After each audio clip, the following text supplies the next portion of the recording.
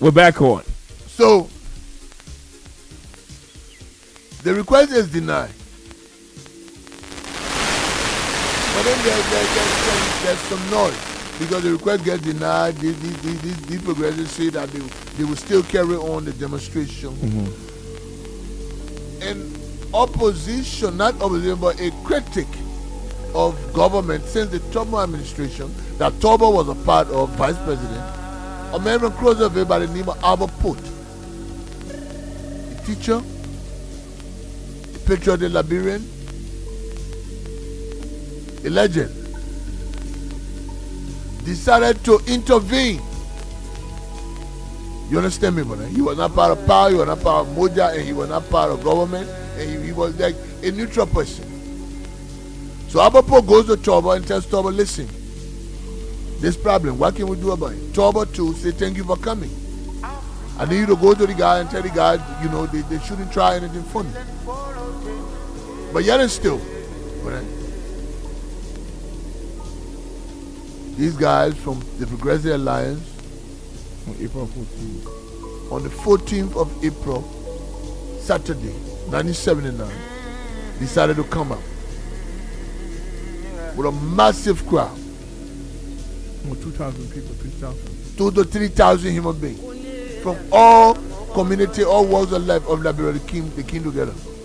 Then they wanted to assemble on Capitol Hill At the executive mansion. in front of the executive mansion, which was not going to be, which was a red flag for Turbo. They're from the Bonnie Dempster. Turbo noticed this was going on, decided to go into legality, noticing and receiving classified information that the military, the Liberian military, was in favor of this demonstration. Jesus Christ. Yes. Decided that he Did not go there. would officially ignite or not ignite, but implement the joint communique between Liberia and Guinea, Liberia, Guinea, and Sierra Leone, the MRU Pact,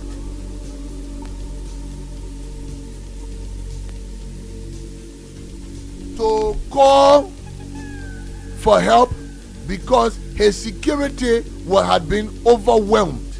That means that his security Or have been compromised. and overwhelmed. Even the loyal ones were being overwhelmed because the demonstrators were. So who was in Guinea at that time? At the time, it was President Ahmad Sekou Toure, and his prime minister was Lansana Biavogi.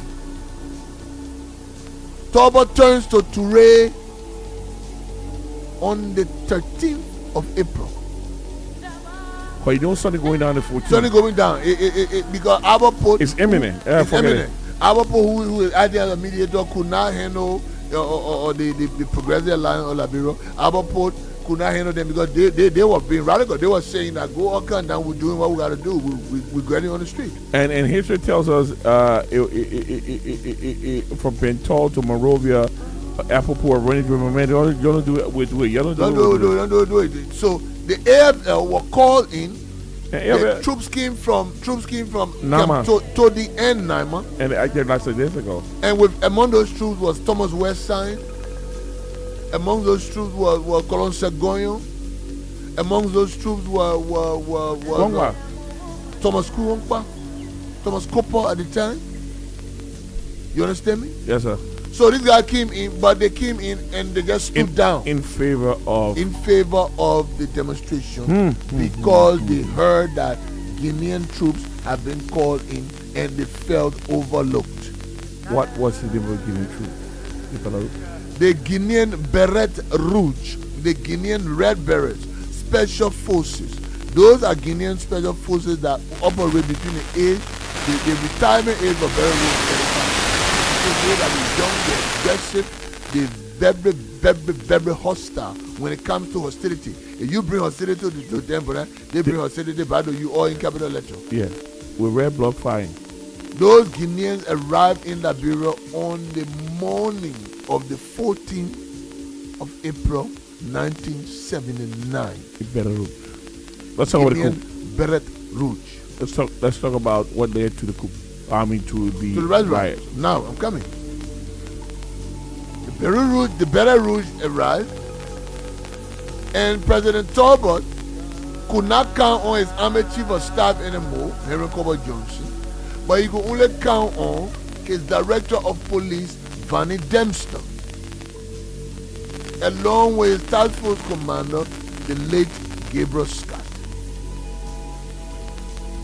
So they decided that they will create a blockade. You understand me? They will create a no-go zone that no demonstrator could come from either way, Boozer Quarter or whichever way on the Capitol bypass to get to the executive mansion.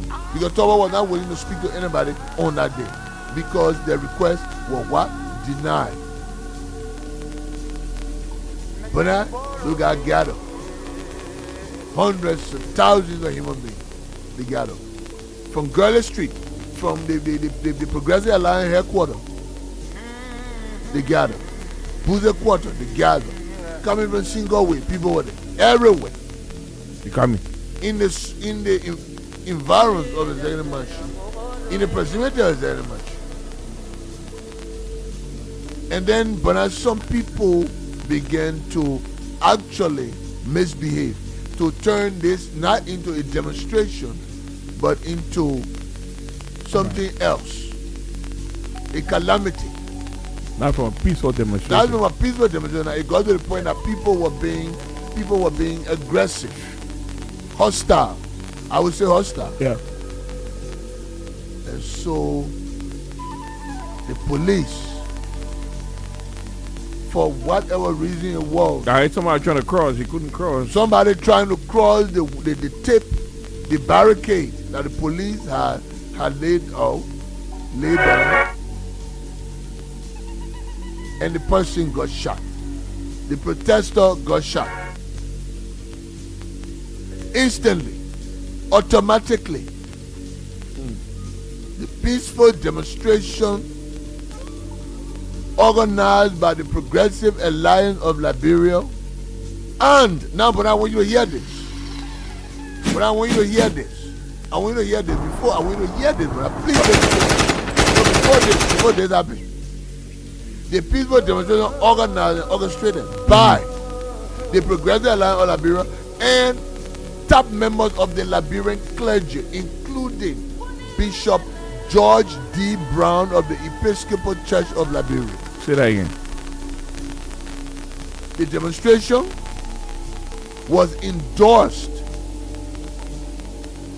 meaning that it was what the meaning of endorsement. Yeah, you do it. You do it With somewhere. by the late Bishop of the Episcopal Church, Bishop George D. Brown. But now when they decided to cross, what put them going into? Yeah, what put them going into a tour like that? I had no idea. These guys felt that they were more Liberian than other people. And but it turned into a riot. Chaos and calamity. Chaos and calamity.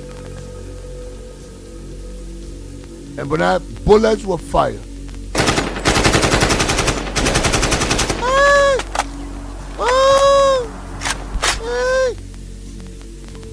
Bullets were fired. Guinean, what I mean then, Beret Rouge don't know who is peaceful. Beret Rouge going against anybody who tried to break law and order. But then Camp Johnson Road was the shopping hub of Liberia. And you know Camp Johnson Road not far from Rana Street. They're around the street now, right? And but very mature and very modern. mature, beautiful, modern, and civil. Camp Johnson Road turned into a looting ground by demonstrators. Guinean troops moved in, and the rest is history. Please let them know.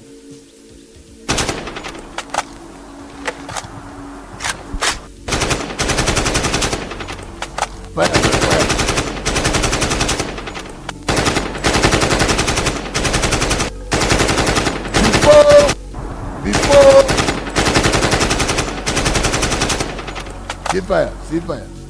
Before mid-afternoon, early evening, at least 300 people had laid down in their souls were taken. At least 300 people had died before mid-afternoon.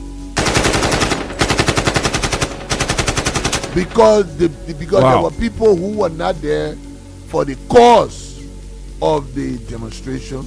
They were there for looting. You understand me, brother? The government came the next morning and reported only 600 and something dead. What was the real number, sir? The real number, but almost 1,300 died.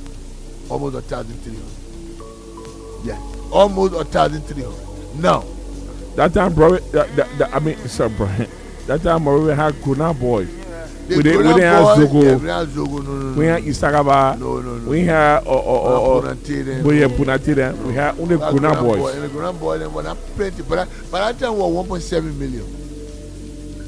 Liberia was 1.7 million. Monrovia had less than 500,000. The time we talking about. Monrovia had less than 500,000. That time you can walk from Broad Street straight to Center Street. Nobody will harm you. Nobody call any inside. Nobody know you. How you doing, brother? You all right, brother? No kind of bullshit. So, but when these riots happened, Vanny Dempster, director of police at the time, Oliver Bright, Minister of Justice, William R. Tobo, President of the Republic of Liberia, became boogeymen. What we call boogeymen to the Liberia, boogeymen. All of them. They became boogeymen. They look evil. Because their react, the last to react is the one everybody look at. People saw them as evil. They facilitated, they orchestrated the people who caused the red riot. Became martyrs, heroes. He rhymes. But they were arrested.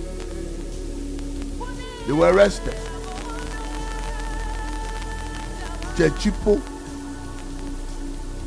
Bacchus Matthews, Gabriel Bacchus Matthews, Kankalo, Oscar Queer, Tatete. They were arrested. Many more, many others. They were arrested. Pops, before we introduce, let me give you President Tobo's speech on April 14th. Please do. Please do. Thank you, brother. Thank you.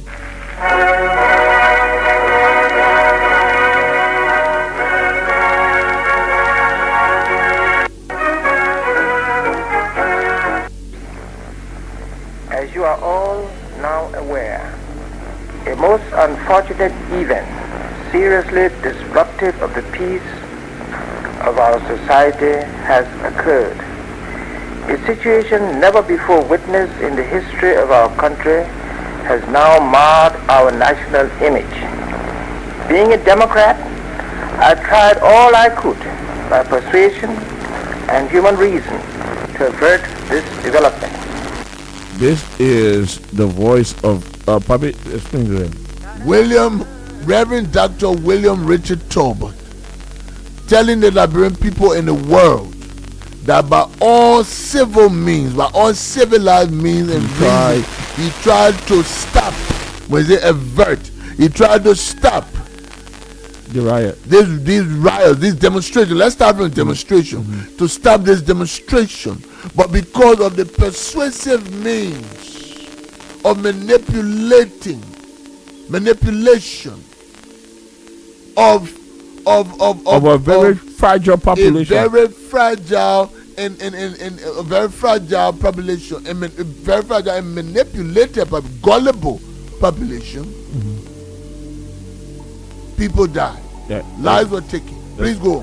I did so because I was convinced that once permitted, a demonstration promotive of either side of the alleged issue of the price of rice would before long cease to be orderly.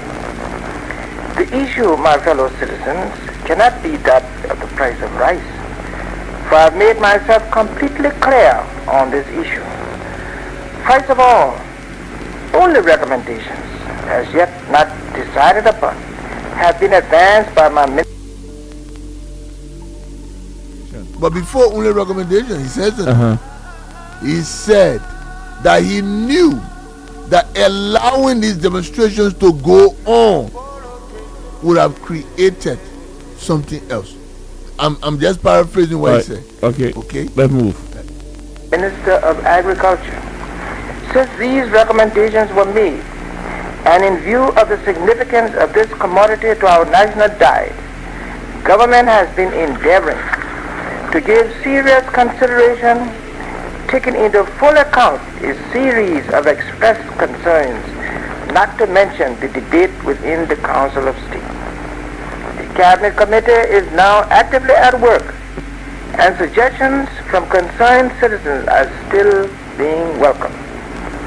I have unequivocally stated, and I now emphatically restate, that when the final determination is made on the issue, it will embrace the interests of producers and consumers of this commodity, and will include as well the vital long-term interests of the broad masses of our people.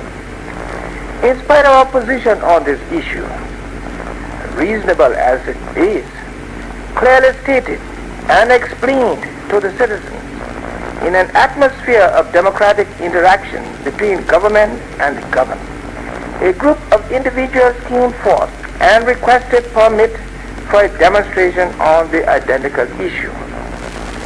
Government invited the individuals in an attempt to effect a meeting of the minds. True to our firm faith in democracy, the exchange was free and frank. We reiterated our assurance that the matter was continually under advisement, that we would still welcome any new suggestions, and that at the end of the day, only the supreme interest of the people would prevail in the matter. Soon we were again informed that in spite of all that had transpired, the demonstration would still proceed in total defiance of the laws of Liberia and duly constituted authority, notwithstanding the fact that they had been denied a permit when requested, and this information has been repeatedly brought to their attention. As I have sworn, as your president, to defend the Constitution and enforce the laws of the Republic of Liberia, I had to discharge those sacred responsibilities in defense of the nation and its people. In the merely occasioned by a defiant and illegal demonstration, the most tragic misfortune occurred of the death of some of my precious and promising citizens and wounding of a number of others, all of this with the attendant development of damage to millions of dollars worth of property. Had government not exercised restraint, there may have been even more casualties. I'm deeply hurt and aggrieved by this national tragedy, and I extend preliminarily in this manner. All right, Pop. That was President William Put him in Dr. Ninde. Yeah, Doctor. Let me see if I can get some from ELBC. Important issues in Liberia. Your producer and narrator, as usual, is Jerry Wynn.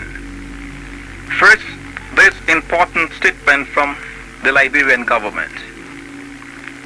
In this era of discipline and responsibility, government will not countenance nor tolerate in the interest. I want you to tell our Liberian people, this is ELWA News from the evening of April 14, 1979. Jerry William. Jerry William from ELWA 1979. Yeah. Okay, let's listen. Of law and order, any disruptive public demonstration without permission. The President said, notwithstanding dialogues and specific details of application to demonstrate on an issue that has not been decided by government, which demonstration will serve no useful purpose, some citizens have decided to demonstrate in defiance of the laws and constituted authority of this country. President Talbot made this statement this morning during an emergency cabinet meeting as regards the intention of some citizens to demonstrate using the right issue as an alibi and pretext for the promotion of lawlessness and the defiance of constituted authority. The President acquainted his official family of a letter written to him by Mr. Gabriel Bacchus Matthews, in which Mr. Matthews misquoted and misinterpreted the report of Agriculture Minister Florence Chenoweth as to the quantity of rice produced in Liberia. The letter also requested that government should consider from him and his group a donation in the amount of $19,500 to assure adequate incentive to the farmers. Dr. Tauber told the cabinet that this offer had been rejected in an answer to Mr. Matthews to the effect that government cannot accept any such offer as it is contrary to its solution to national problems. The rice situation has been carefully studied and has not been resolved by government. It was observed that Mr. Matthews' concern recently has always been for the consumer, ignoring the interests of the producer. This letter, it was noted, seems to be at the... All right, Pop, that's ELBC. Let me say this. Appleton. I'm very... I appreciate our producers for bringing these episodes from all the way now. Yeah, man. You know, many people that the first time hearing it. Yeah, first time. Millions of people first time hearing it. That's Gabriel Weah, right? Gabriel Weah, yeah. Okay. 1979. Jerry Weah, man. 1979, when most of our people that are listening wasn't even born yet. Yeah, okay. man. Okay. Yeah. So, Pops. Yeah, man. All right, that's April 14, 1979. 1979. Now, Dr. Talbot is very angry. Don't mind his voice and his stuff like that. They arrested all the perpetrators. They jailed them. And they remained, most of them, like 85% of them, remained in jail until 1980. April 12th. Barker Matthew was Gabriel Matthews was Barker Matthew arrested following the rights riot. Yeah, he was arrested. Let me do this, Pop. Listen. Liberia has announced that the following fugitives, who are some of the leaders responsible for the recent civil disturbances in Liberia. You know who reading the news? Ivan Fisk, but I even know Ivan Fisk, the late. He said these Matthews they turned to fugitives now. So they were running away. They all want to play hiding on a bay, sparrow catching it, all the thing. But I listen to Ivan Fisk. They gave me the news, but hurry on. The government of Liberia has announced that the following fugitives, who are some of the leaders responsible for the recent civil disturbances in Monrovia on April the 14th and went into hiding, are now in custody in Monrovia.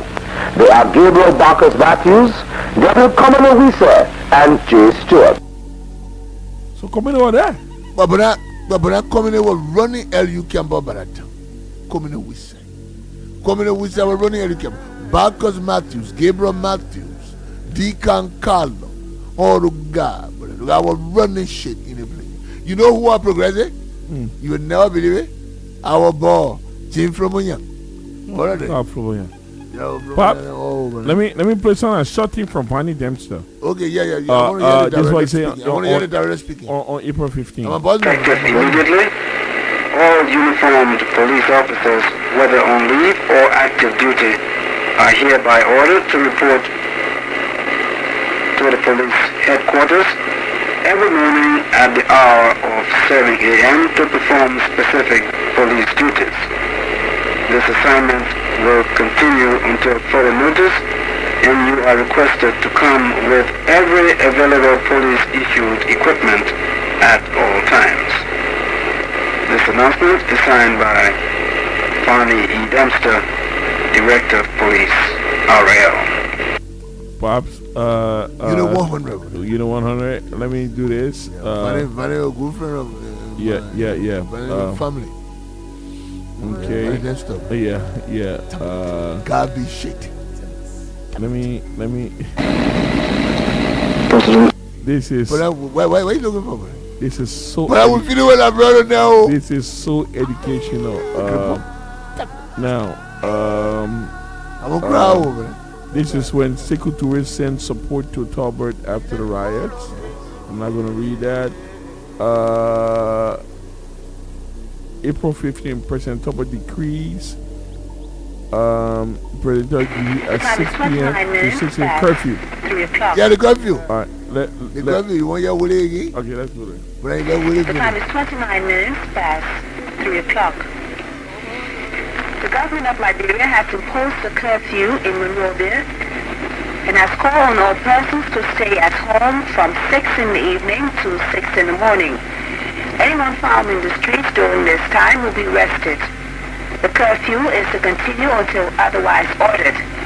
That's a curfew imposed by the government of Liberia between 6 p.m. to 6 a.m. Oh, so there was that a curfew. voice sounded a Wilma machine. Yeah. That Let voice me. The time is 29. Let me do this. On April 15, 1979, House Speaker Richard Henry recalls. Richard Abram Henrys. He calls members following the Red Riot. This is Richard Henry. Speaker of the House of Representatives, Honorable Richard Henrys, upon request of President Talbot, calls upon all legislatures to shorten their recess and report to the Capitol building on April 17 to reconvene in session at 10 a.m. This situation has resulted from the recent illegal demonstration, which has caused great damage and harm to the country. Richard Henry. Okay, but that's so. Now, I want to say something about it. Yes, let me continue. By 1979 April, Richard Henrys had been Speaker of the House of Representatives for 41 years. Yeah. You understand me, man? John Shemo. But I will get to that. I see him this time. I know that much time. So, as I was saying, man, Richard Abram Henrys. Richard A.A. No, James A.A.P. Richard Abram. A-B-R-O-M. Abram Henry Mobaso Congonio from Cincinnati, Ohio. Different story, different. I'll give you a holiday. Richard Henrys, because by then, the legislature, the House of Representatives and the Senate were on a break. You understand me? When the Red Riots happened, so that was an emergency. Yes, that was an emergency. That was an emergency call by the Speaker for all representatives, all members of the House of Representatives to report to the Capitol building, because immediately work had to begin and plans to solve the problem will be put in place. Now, when the Red Riot happened, the Red Riot caught the Liberian government completely off guard. Completely off guard. Then, what happened? The military of the Republic of Liberia, the armed forces of Liberia, were in favor or were in sympathy with what was going on and did not perform their constitutional duty as soldiers to stop the Red Riots. The demonstration that later on turned into rice riots.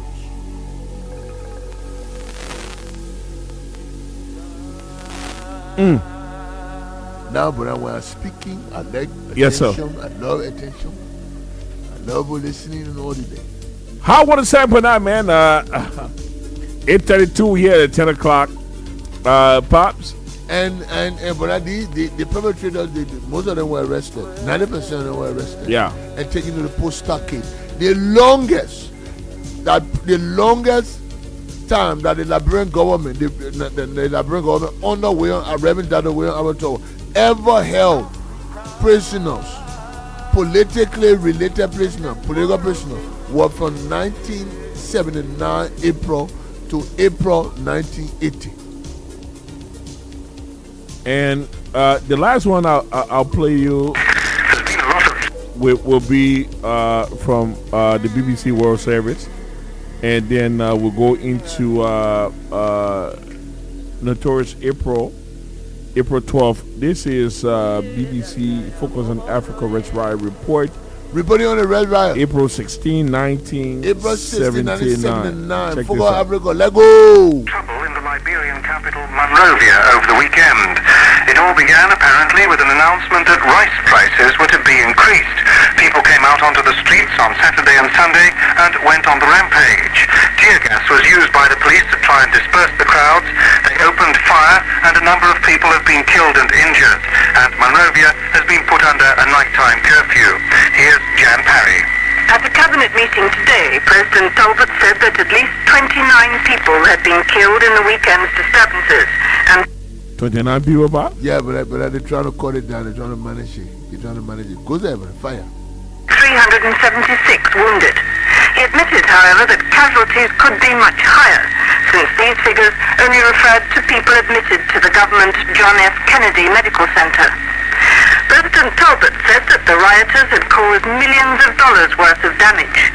Major shops and food stores, he said, had been wrecked and looted. Police and soldiers, he claimed, had only opened fire when tear gas could not control the demonstrators. According to President Talbot, the demonstrations were not really over the issue of rice prices at all. They were a concerted effort, he said, to wreck and overthrow the government. He described those who'd organized the demonstrations as satanic enemies of the state. President Talbot did not say who he believed had organized them, but an accusing finger is being pointed at a small opposition party, the Progressive Alliance of Liberia, which set up offices in Monrovia in 1978. President Talbot said that he intended to deal mercilessly with those responsible for the weekend's disturbances. Whether that means that widespread arrests of leading members of the Progressive... They have it. There you have it. No, but Talbot said something on the 15th. After announcing that he knew about 29 deaths. He said those deaths were recorded at the John F. Kennedy Memorial Hospital. Meaning that was only what government knew, because that's the government state-owned hospital, and those were bodies taken there, or they made a demise there. But you said something to me. You said more than 1,300 people. I said to you more than 1,300 Liberians died. Couple just died because people died.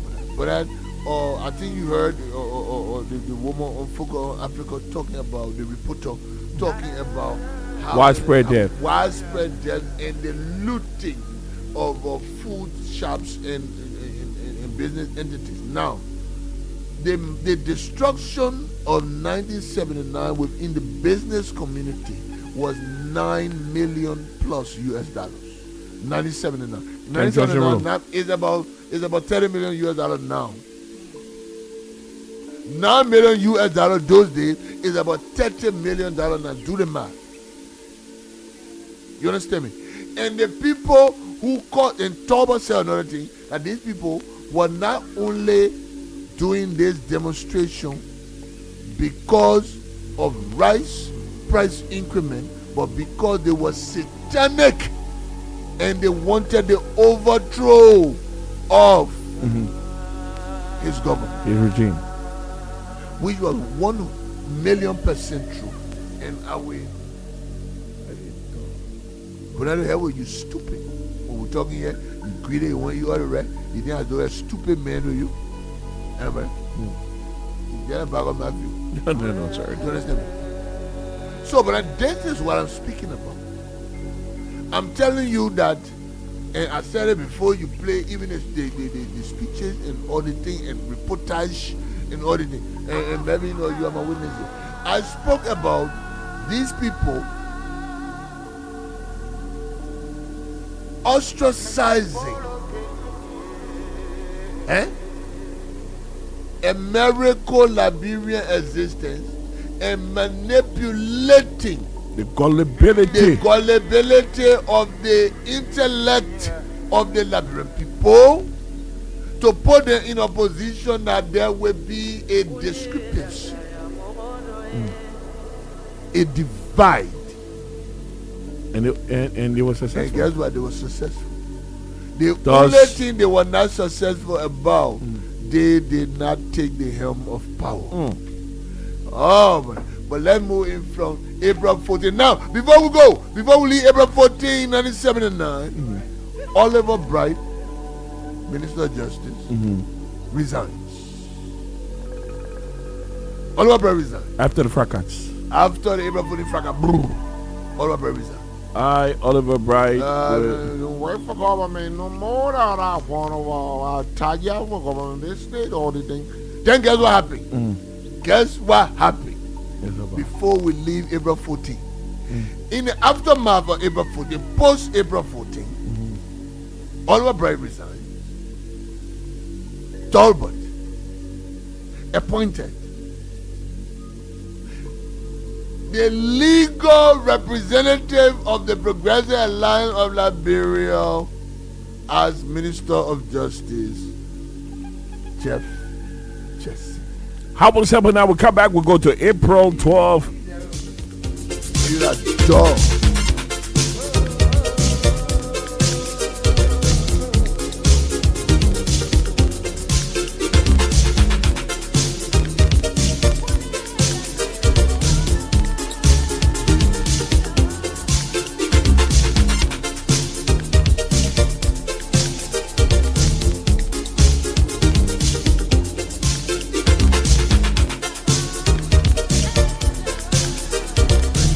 How is happening, man? It is what it is.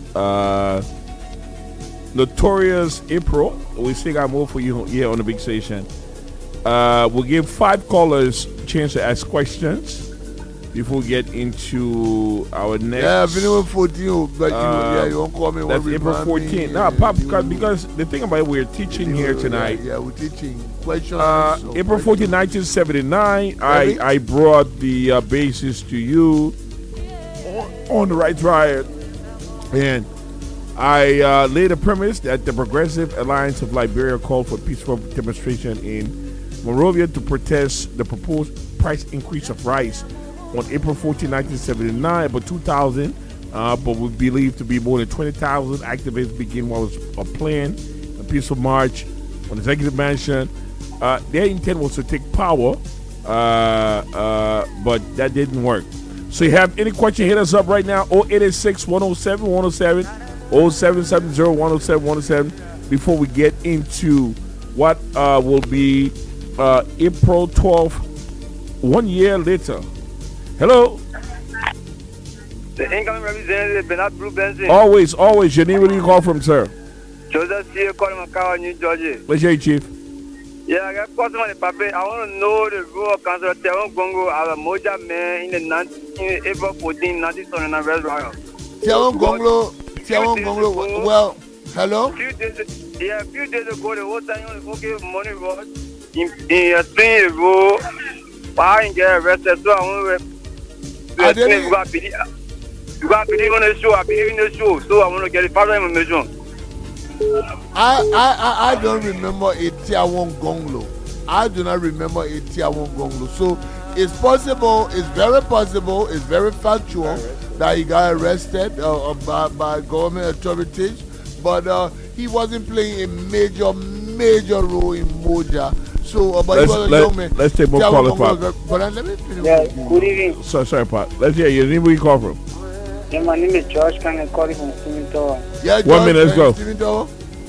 You know what I've been saying, Papa? What you been? Is it what? I've been missing, Papa. Papa, yo, you know where yo, the blue, just yo. Alright, he coming representative. I coming, Mr. Well, man, you going my district to go raise up for me, man. I go to that thing. I go there. What? So do you go to the mental show? Big shout out for you. Let's go. Yeah, I can't do that for you, Tata. But you know what? Yes, sir. Okay, thank you for the show. Okay. Okay. Later. All right.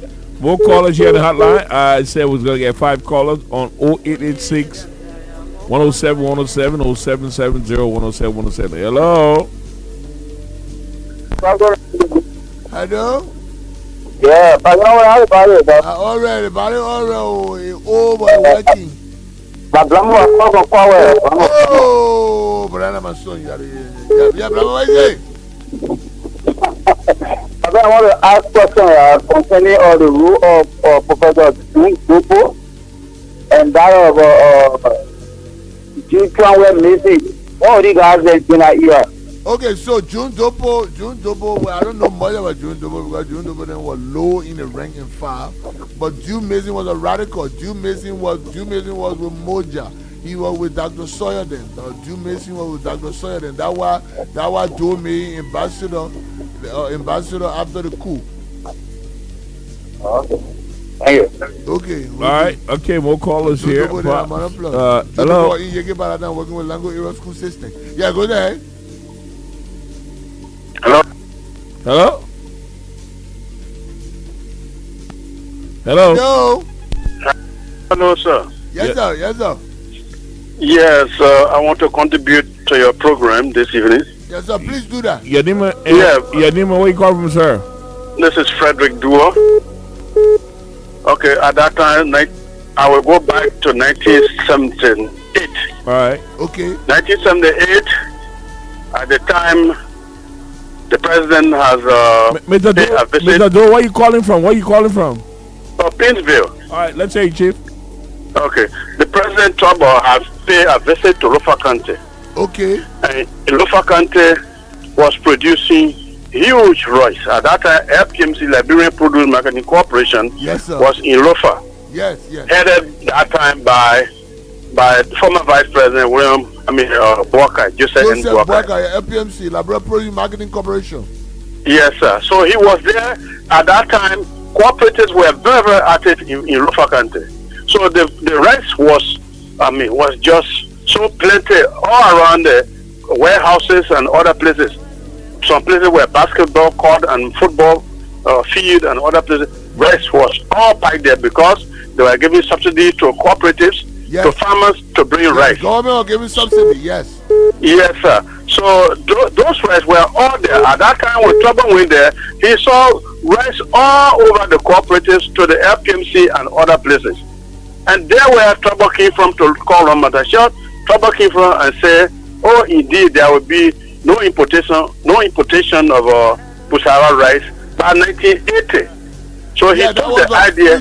That was a futuristic proposition. Yes, sir. Yeah. See, so that was it. Of course, he went there along with the Minister of Agriculture. So Yes. this was a very, very active, and that's how they gave that time the title bread basket to Lofa. Yeah. And at that time, Lofa Country, Yeah. they used to give our every year to Lofa Country for being the bread basket.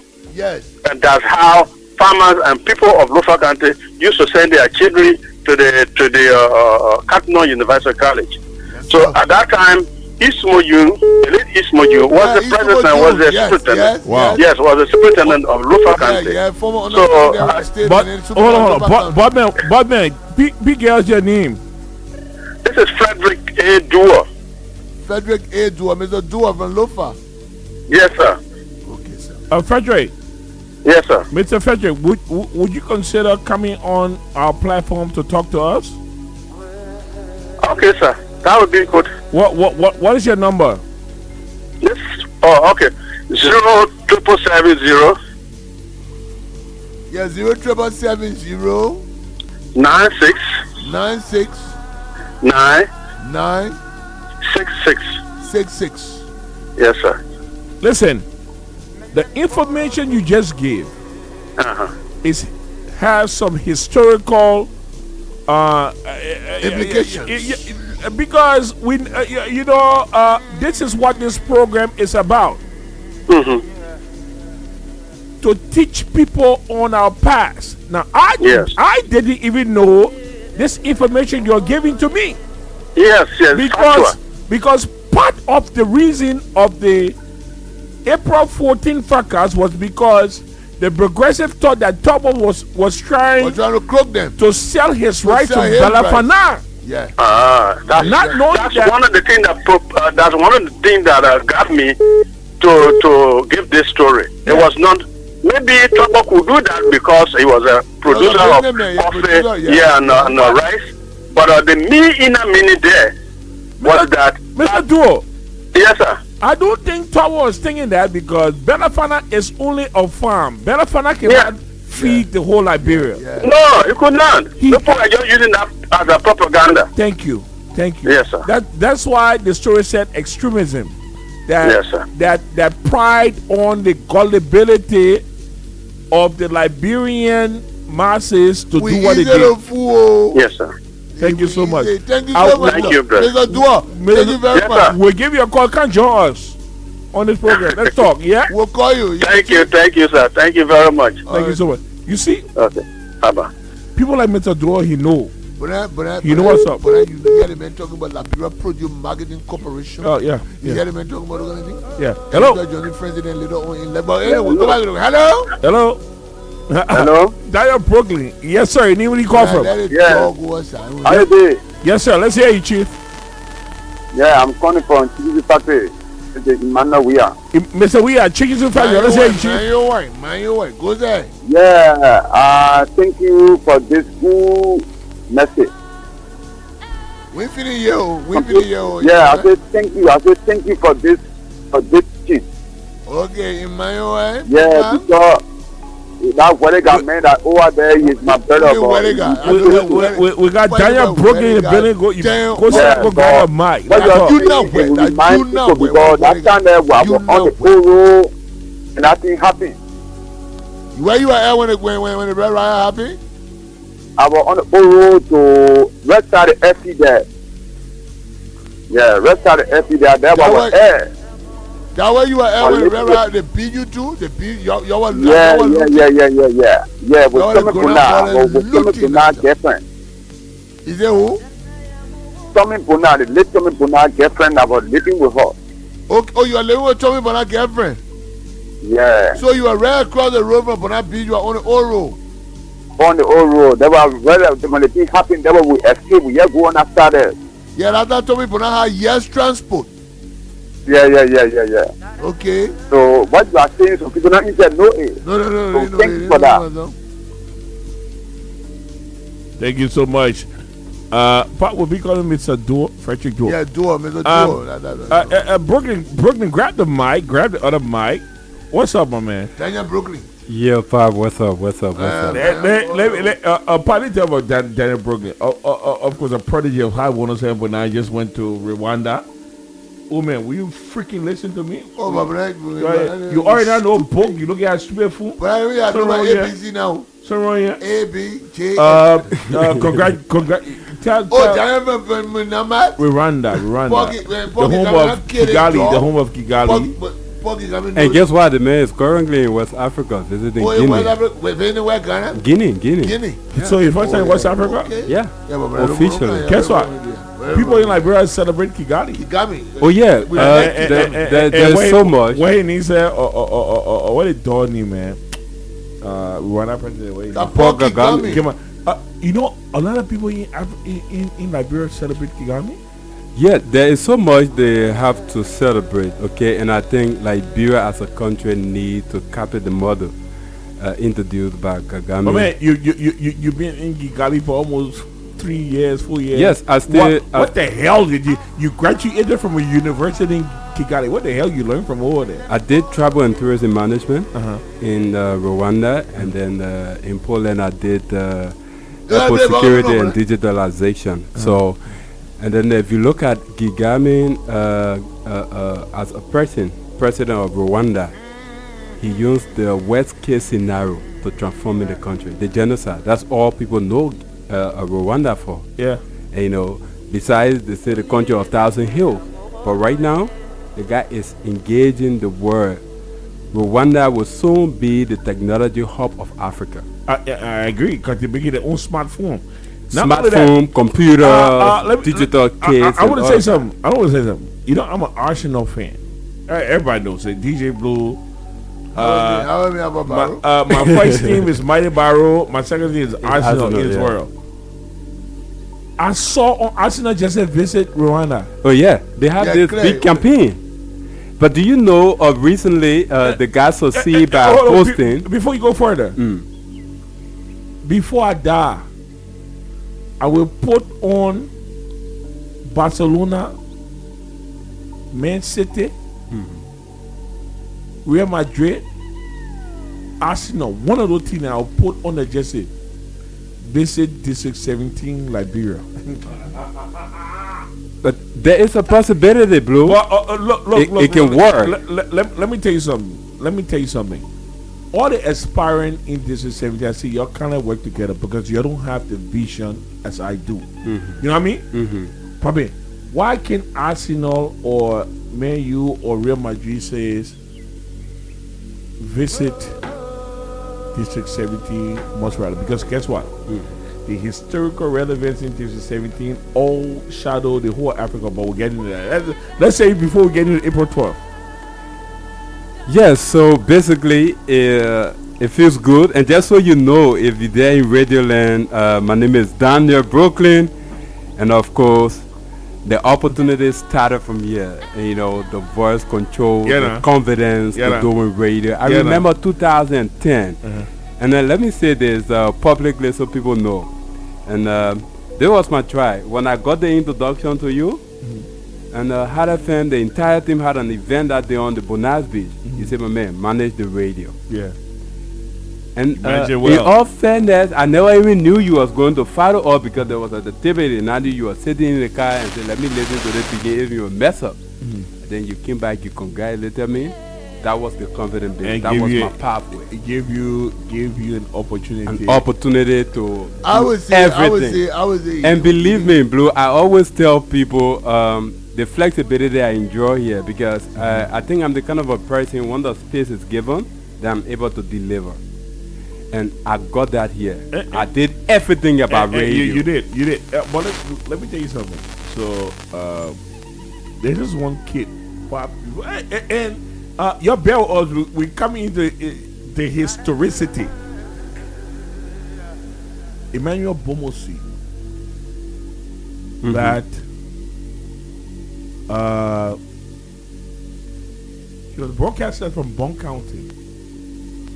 Yeah. Oh, you know the beginning. I don't know. Bomosi. So he's working to Hott FM in Bon County. Very poor parents.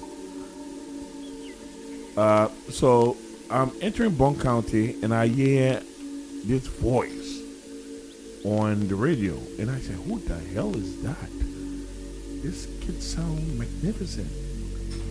And then I walk into our radio station in Bon County and I see this skinny picking, skinny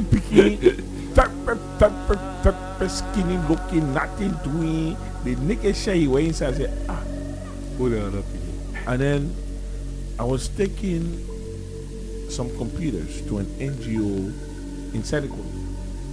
Yeah, but when I do, we're going together. Yeah, you were there. And I said, I was there. You know, I should take 17 laptop, but it'll be 16. I gave you a brand new laptop. He was just another petty picking from Bon County all the way into my village there. So, as the story goes, he graduated from high school, so I went there and I got in. I said, come to Hott FM, come to school. Came here, of course, to pay his school fee, did everything, but guess what? Pomosi as innovative. He copied my innovative attitude. He tapped into a scholarship that led him to China. He told me about it. We've been talking. Guess what? Pomosi. So he met me to one of I can get my phone. He was going to challenge. I got to try this. And no more thing. And I look at I just started laughing. That was one of the most happiest day in my life. That we could take a kid from nowhere. Yeah. Papi, yeah. He's literally from nowhere. He's literally from nowhere in Bon County. Nice somewhere. I got nothing better inside me. I get no. But then why are you stupid? You didn't get nothing better. See, something wrong with you. Yeah, But yeah, in all fairness, he's Blue, in China right now. Yeah, he told me and I'm glad that we made it happen for him. Yeah. So, Bomosi is going to go to China. I pray for him to stay on the path and learn just like you did. You see, you're not small, man, yet. I'm the only Liberian right now with a college degree in Apple security and digitalization. I don't know anybody who I heard say you brought plenty of money to the session if you did. Look at that. I said, but we play that door. Man, you come here, I see you. Daniel Brooklyn.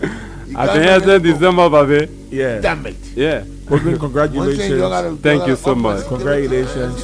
Thank you so much. To the people of District 11, District 12. To the people of District 12, Brooklyn was the catalyst that actually brought to the construction of the first ever youth center. In today, Gulf. the significance of that place is so impactful to the community. I heard all the expiring and go there. That's where they will meet. All the expiring at this. That's where they will meet. It's called the Bernard Blue Benson. And guess Youth what? Center, yeah. Guess what? It's only because of the commercial activity. It was the most preferred recommended place for the just ended voter registration. Really? I'm telling you. So because they needed a queue-in and they needed somewhere to install the solar panel to charge in the devices, they said no, the place is just too commercial. Can we use the school behind? In fact, they even had to appeal to the community. The community are saying we won't use right here. Listen.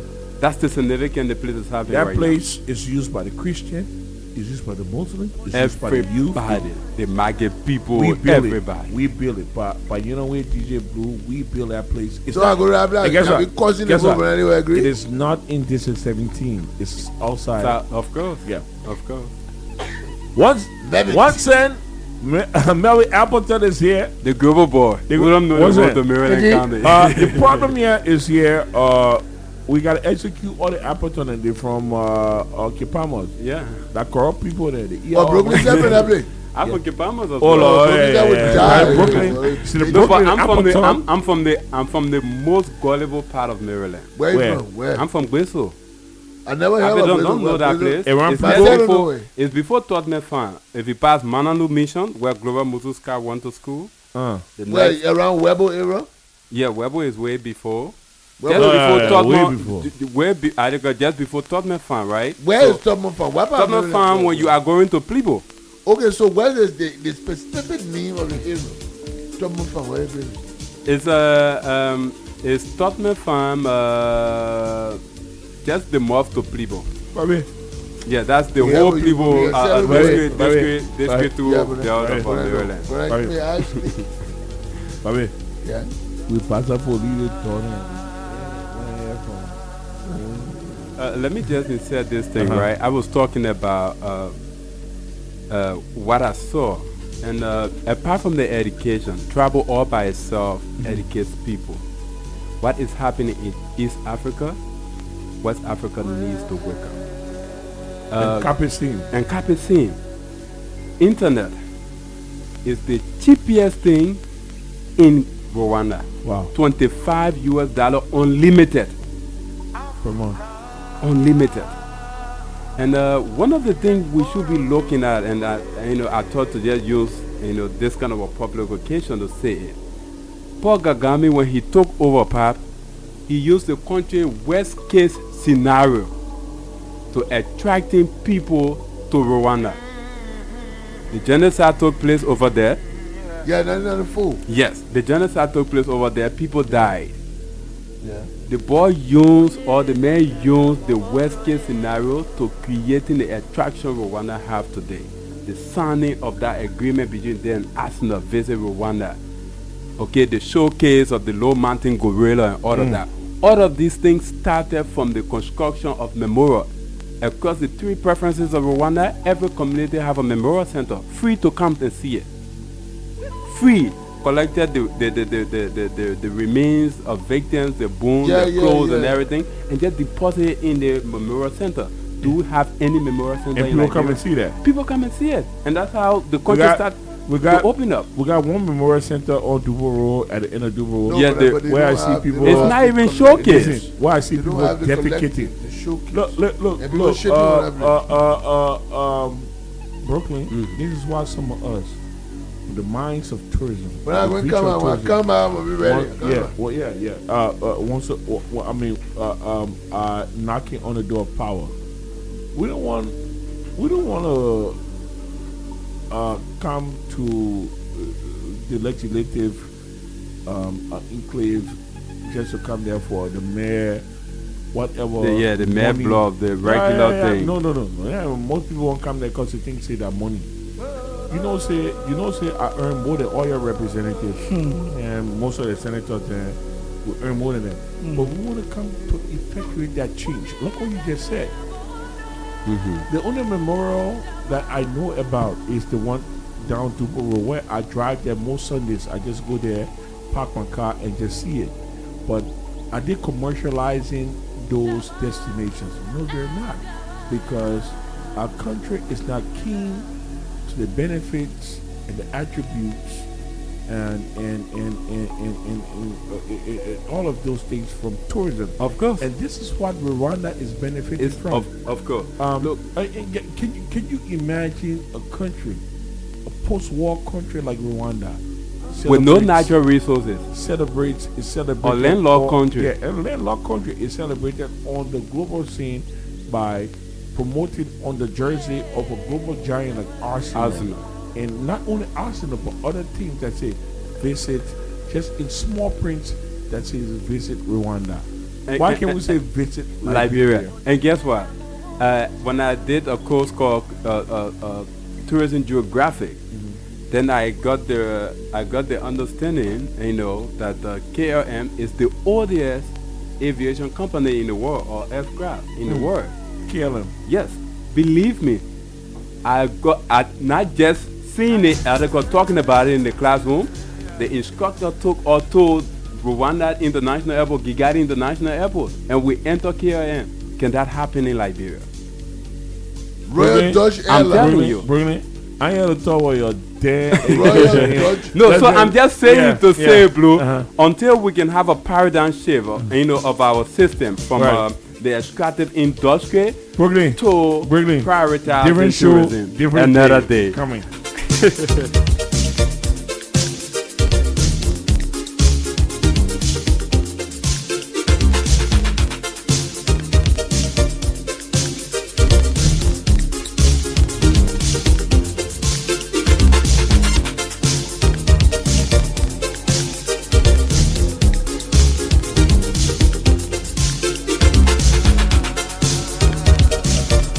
I want to say about that, man. Blue Shirts on radio. Big shout out to Diana Brooklyn. Man, just went to Rwanda.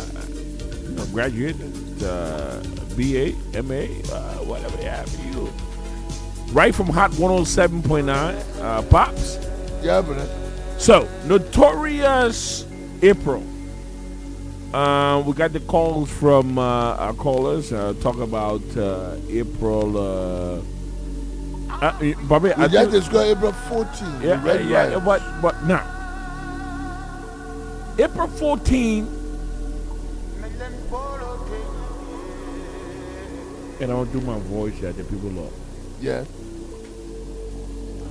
In the grim history of Liberia, April 14, 1979, which most Liberians refer to as the biggest mistake of the President William Richard Talbot's administration that gave way to 1 year later. No, but I know it wasn't 1 year, it was 11 months, 3 weeks, and 4 days. Almost 1 year later. Yeah, but I want to be specific. No, I'm talking 79, 80, Papa. Let me do my voice now. What the hell? But you are 10 for it, but don't make a mistake. From April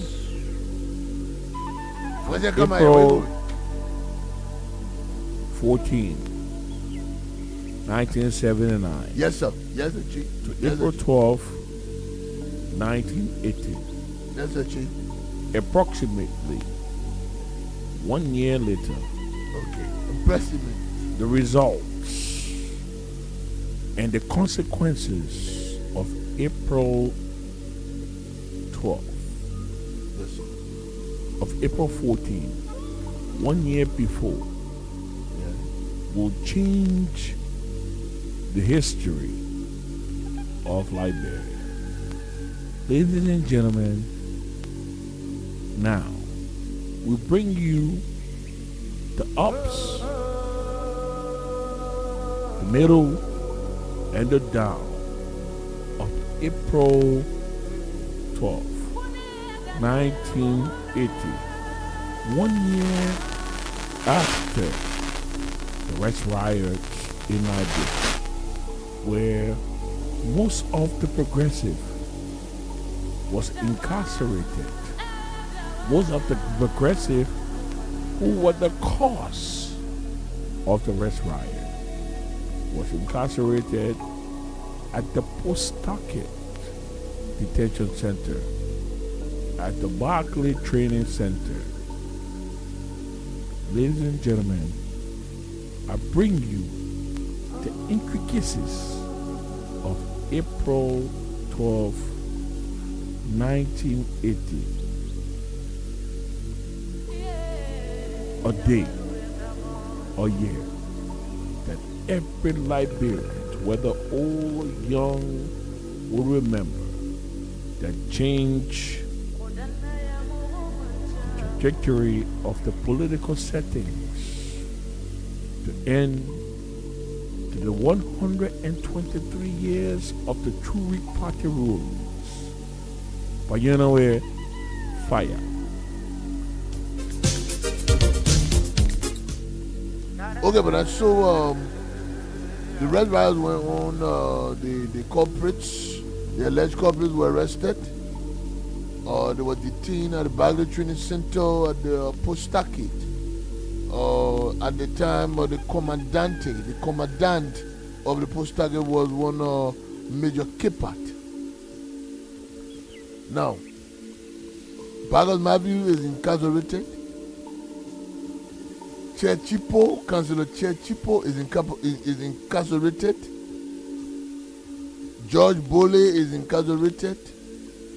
Oscar Kuya is incarcerated. Kankalo incarcerated. Samuel Jackson incarcerated. Tadete incarcerated. Most of the progressive, about 80% of the they tied and after the April 14 Red Riots or through the security and know-how of Van Dempster or Gabriel Scott, all of that, they tied them and they jailed them.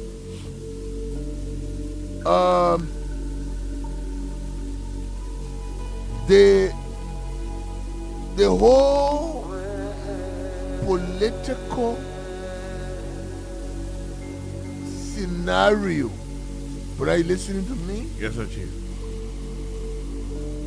The whole political picture and modus operandi, meaning the political operation of Liberia, had taken a different trajectory. You understand? After the Red Riots, Talbot, there was a different perception of Talbot from the Liberian people and the international community, because remember now, there were many dictators in Africa at the time, and those dictators were friends of Talbot. You understand me? And they looked at Talbot as a weak link. Those dictators from whatever name, I will call you a dictator. Sekou Touré saw Talbot as weak. Okay. What a man name from Nigeria, Sheku Shagari saw Talbot as a weak link. There were a lot of presidents who saw Talbot as a weak link, but they continued to support him. And by 1980, Liberia was never the same country. Liberia because the April 14 Red Riot was the first major rocking of the boat for Liberia. April 14, 1979. was the first racking of the boat. In the very 1979, the OAU summit was held in Liberia, and Liberia became chair of the OAU, the Organization of African Unity, that we call the AU today, the African Union. And President William R. Tubman became chairman of the OAU. That very year, he became chairman of ECOWAS. He became chairperson of the Mano River Union. And so Tubman was the hard cake. Same year. Yes. Now, these guys were imprisoned at the post-stacket, but still, there was noise in Liberia. And on the morning, the Saturday morning. Now remember that April 14, 1979 was one what? April 14, 1979 was on what day? Saturday, right, eh? Yes, sir. April 12, 1980 was a Saturday morning. And by 6 o'clock, or a few minutes earlier than that,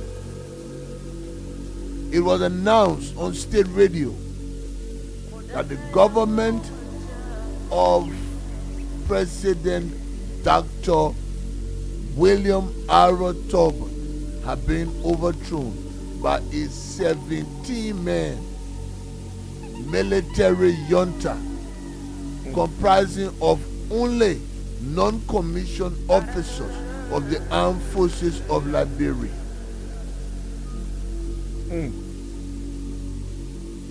The last coup d'etat in Liberia happened in 1872 when Edward James Roy was ousted from power, and that was called the Palace Coup. So there was no big noise, but you understand, Chelsea Sharp then, Eugene Stevenson then they overthrew Roy, and all the things, J.J. Robert then they overthrew Roy, Cheche Pole and all the things. But I will name to you the 17 men that overthrew the Tubman government. If I'm given permission. Right? Can I call the name? 100%, sir. Samuel Canyon Doe, Gelaton Nicholas Podia, Thomas G. Kwiwonkpa, Jeffrey Batu, Larry Botte. Larry Botte was what? Harrison T. Peno. Jerry Friday Jowell, Robert Toe, Colonse Gonion, Alfred Z, William Gould, Fala Van, Nelson Toe,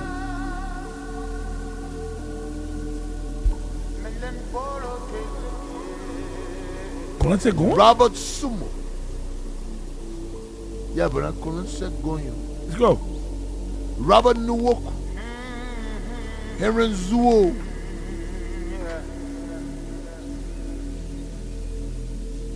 Thomas Westside, and Harry Johnson. Right? Those were the 17 NOCOs, non-commissioned officers, that overthrew the government of the True Party-led government that party led for 133 years. Right. And that government was overthrown. The Tolbert regime was overthrown by 17 enlisted men, non-commissioned officers. Non-commissioned officer. Non-commissioned officer. Forces of Liberia. Yes, sir. April 12, 1980.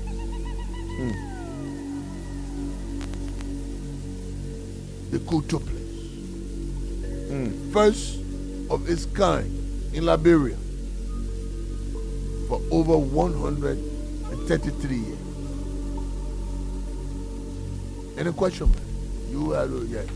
Any questions? That's April 12th. And my question is, was April 14, 1979 prelude to what was the coup that emancipated most of the progressive that caused the problem in 1980? I'm sorry, 1979, 1 year before the coup. But then, as I said to you earlier, the military was not in favor of the government by 1979. The military had distanced themselves from the government because they felt overlooked by the government due to ignorance. For the fact that the military had not understood that there was a non-aggression pact signed within the Mana River Union countries, Sierra Leone, Liberia, and Guinea. Non-aggression pact. And that whichever country was going through problems and their security was overwhelmed, the other countries would come in to help. The Liberian government did not have the support of the military. For this reason, the president of Liberia, William Aratoba, called in to Sekou Touré through his Prime Minister, Lansana Biavogi, that they should that they needed help from Guinea, and Guinea sent in 2,000 Beret Rouge, who curtailed the riots that went on in Monrovia on Saturday, April 14, and as I said, also killed some Liberians. That was one. Yes, but now, if Liberians were being disobliging, then so be it. You go against the law, but if you go against the law, and if the law should go on to have extremities, yes, there will be bloodshed. But I want you to understand something.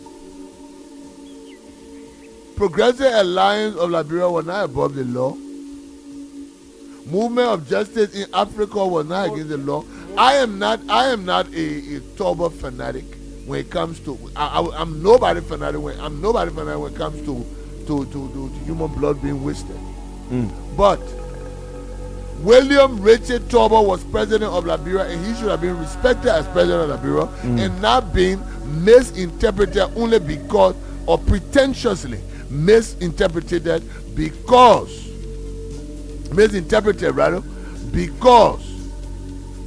the progressives saw the gullibility of Liberians and they used that and took advantage of it. Different story, different day. Let's come, Pops. So April 14 leads to the grandson of April 12. Yes, it was somehow related. Come to think about it. Let me get two. Can I get three calls for? Go ahead. 086-107-107-070-107-107. Now we're done with April 14. Now we're to April 12. You got any questions? April 12, 1980. Yeah. April 12, 1980. 1 year after.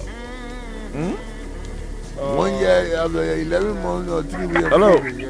Hott FM. Yes, sir. You need where you call from? Yeah, this is Mr. William Park. I call from Capitol Hill. Yeah, William Vassell, go ahead. Yeah, I have a little concern. Yeah, what's your concern? I heard DJ Blue say the April 14, it gave it was a pathway for the progressive. Sure. Yeah, I think that is low. I'm a little bit confused because the progressives did not take authority of the state. No, they did not. Yeah, they were intercepted by the military. Yeah. And the progressive struggle along the way to form part of the political How did they? How did they struggle when they was incarcerated? Okay, good. Yeah, I said along the way. Along the way, you said they were intercepted. Yeah, what do you mean? The military came and stole the show. So the progressive they were thrown in the back. They were thrown in the back. Yeah, the military stole the show. Very good. Yeah, good. Now, and the progressive struggle to come back to the limelight. If I can recall, Backup Matthew show face in Buchanan 1997, and the people did not take him as such. They did not take him to be somebody who was the president who paved the way for multi-partyism. All right? Yeah, I and agree. Baba Matthew died frustrated as a result of neglect. So when I heard you say that paved the way for the progressive, I was a little bit taken aback, and I decided to call so we can see what. Let me just clear something. Let me just clear something. Stay on the line, please. I beg you. Stay on the line. Stay on the line. Now, the progressives were using, I don't know the tactic they were using, but what they showed to us Liberian people was that they wanted to take over through a democratic means. You understand me? Through a democratic process. They didn't want to bypass anything. They wanted elections to be held. They wanted to become presidential candidates. They wanted democracy to take its course, right? Okay, I agree with you. But then the military stole the show by April 2018. But then guess what? The very progressives were incorporated. They were integrated into the military system. But marginalized. They were marginalized. No. How can they be marginalized when Baba Mavi became the first foreign minister of the PRC? How could they be marginalized when Boyman family became the first minister of education? How could they be marginalized when Toba Nantibo became minister of planning and economic affairs? How could they be marginalized when Oscar Kuya became minister of internal affairs? How could they be marginalized when wait a minute, June Mason was sent as ambassador to Tunisia and Algeria? Do not say marginalized. Define marginalized. Let's agree that they use them as a stooge. They use them as a means. What you gonna use? Could Samuel Doe use Boyman family?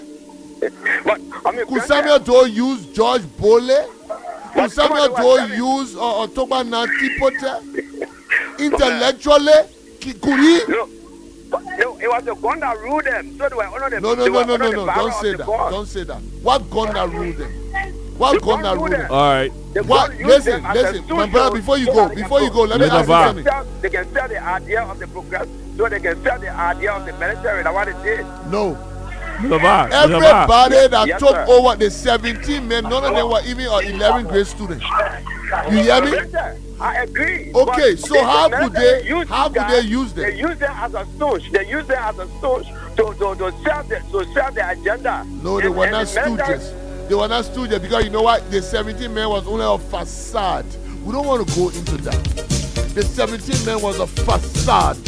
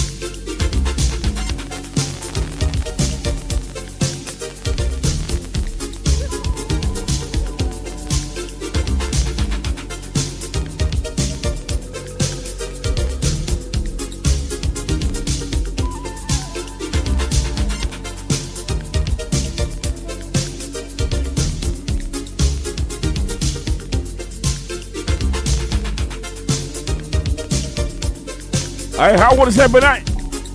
I said, wait a minute, Va? Big shot, well, Va. Well, Va, yeah? You are good? Good. You know who was J. Nicholas Pollier? You know who was Chia Chipo? Blue, those people were over there because they have. Hold on 1 minute. Hello? Yeah, I hear you, man. Hello. Hi, your name is call from? Yeah. I'm speaking to you, Papa. What? I'm speaking to you, Miss Mata. From my name? Yeah, hello, Papa. Yeah.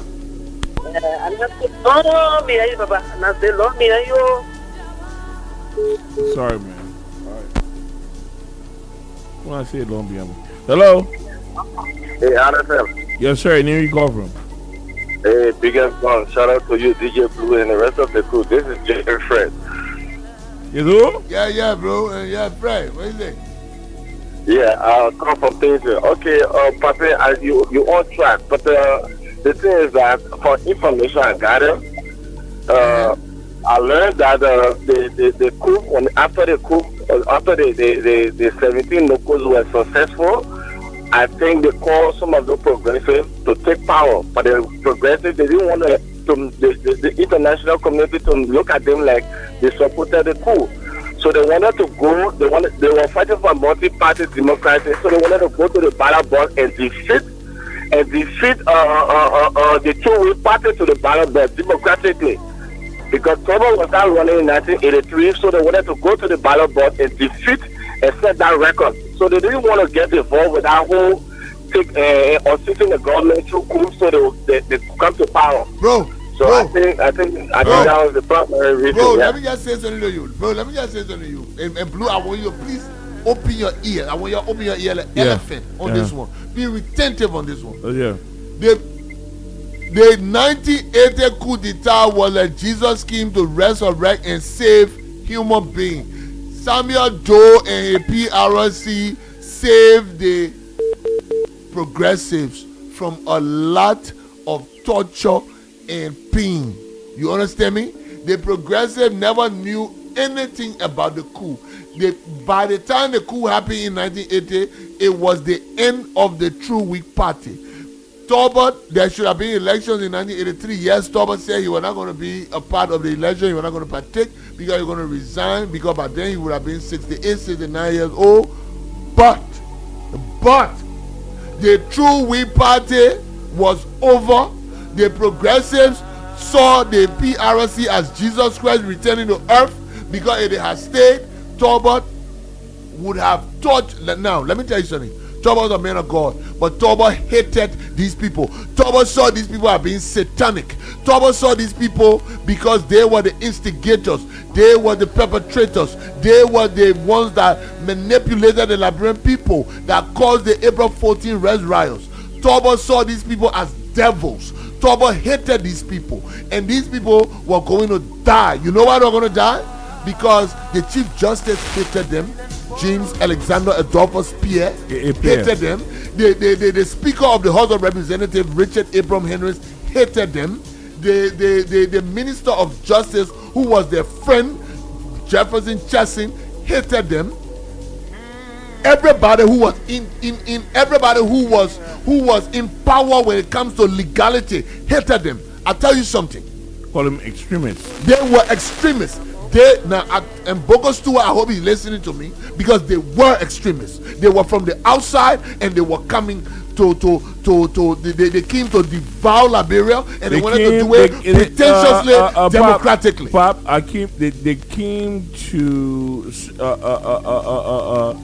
They came to sort of like cultivate the gullibility of Liberia, of Liberians. Because they don't say many Liberians. Bogo Stewart, I hope you're listening to me, and I challenge you on this one. You think Boema Famula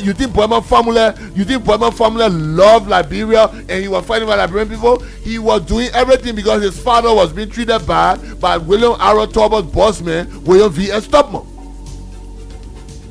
You think Gabriel Matthews extremely loved Liberia? He did it because he wanted to be a hero, and maybe one day become president, and he was frustrated about it. And it happened with all of them. The Alhaji Kroma, all of them. And I will call names. The Alhaji Kroma, Moja had the very Sierra Island. All of them. They were there because they were radicals. They could talk so much. They could talk, and they could let things happen. So y'all don't let me get out of my shell now. Y'all let me stay in my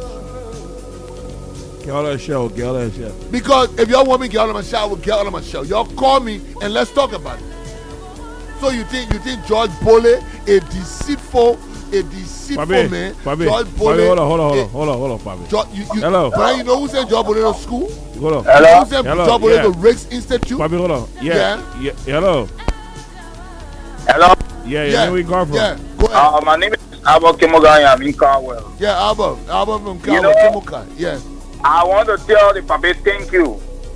You know, the other day I asking for the 2 initials or the 2 AA, and he just gave me an entire. Alexander.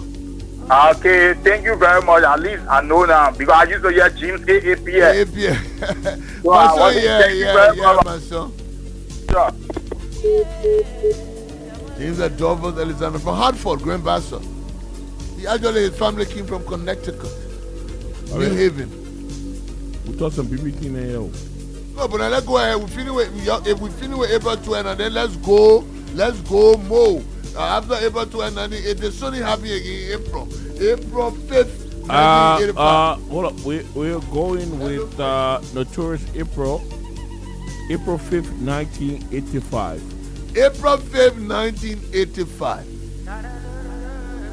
President Samuel Doe, no, not President, head somewhere. Man, where be man? Doe goes somewhere. Doe comes back to the mansion around 3 in the morning.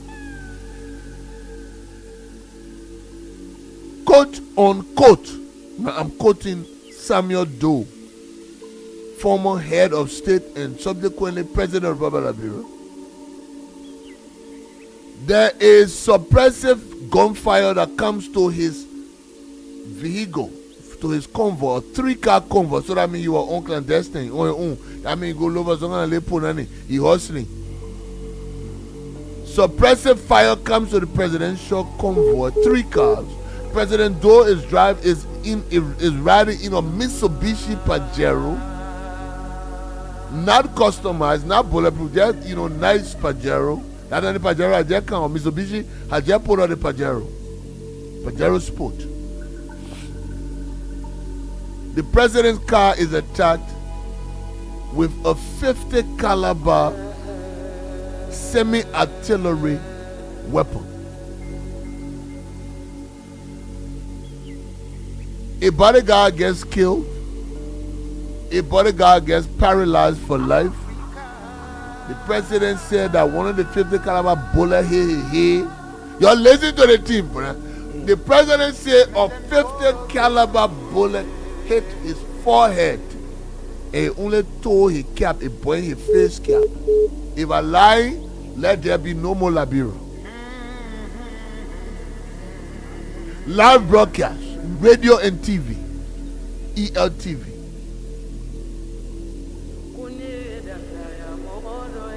The president, they named the Jeep 50 caliber. I had one and then you used to call him a 50 caliber. You remember? I had a Pajero. You used to call him a 50 caliber. The president survived. One of the bodyguards, I think the guy's name was Nimlen or so.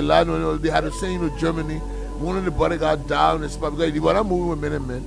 But then they found out that it was orchestrated by the commander of the Executive Mansion Guard Battalion at the time, Colonel Moses MMD Flanzamito. For you, remember? I remember everything. April 5, 1985. Colonel Flanzamington is arrested. Colonel Flanzamington is brought before the military tribunal because by then the constitution of Liberia had been suspended. The constitutional committee was in Banga working on it, on the new constitution, but was still operating on decrees of the Uniform Code of Military Justice. And Colonel Flanzamington was put on trial facing Code Marshal General, Lieutenant General Franklin Sekpeni.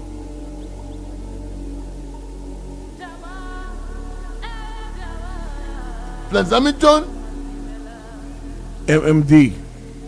Moses MMD Hamilton is found guilty. But guess what? Guess the strange thing. There was no other soldier arrested on the Hamilton case but Hamilton alone. So could Hamilton take the president into Raj, his convoy alone? Liberia is a super country. Super, I would say super. We lie like we drink water. Could Moses Hamilton do it alone? I challenge anybody to tell me if anybody was arrested other than Moses Hamilton. Moses Hamilton was the only man arrested. He was the only man. And you see what you're talking about? Nobody at that time could even say something like you saying that. Nobody. Everybody bought the story. Everybody bought the story. Like Hamilton won't get a head of state. Yeah. Hamilton won't get a head of state. No. Hey, Miko, you know something? I thought about this, but never expressed it until today. I swear to the God I said. Nobody beside Hamilton died. Nobody beside Hamilton was tried. Hamilton at Rambo. Hamilton at Arnold Schwarzenegger. Hamilton at John Norrie. Hamilton at Una Jabawa in one mission. And then he said in a trial, I tried a millimeter 16 shot automatic rifle with the M16. That couldn't go. From there, I tried the Uzi Israeli made or Interhawk weapon. That couldn't go. I used my Colt 45 semi-automatic pistol. That couldn't go. Before I used the caliber 50 machine gun. Present day, you tell a second grader, they tell you, Uncle, you stupid. Hamilton died. Hamilton was executed, brought down guilty by the Uniform Corps of Military Justice under the commander of what about it? Sekpene, Frank Sekpene. A killer. And we go, you know something, you know another thing we go that help me? No. Hamilton case. MMD. You know that Hamilton was the half brother of Nancy B. Doe. Really? The first lady. Really? Half brother. When we go, when we're talking here, Liberian people, you know where train they call, you know where small opium, When we go, listen to the thing I'm telling you. They head of state. You know what Hamilton died? No. Because by 1985. What he didn't say. No. The Hamilton story brought to the rise of the 50 caliber. I talk about that. He wasn't paying attention. And I said that it was a time that word 50 caliber began. Yeah, 50 caliber G in the country. We used to call it G50 caliber in you know what helped me? You know what helped me? You know what helped me the most? No, papi.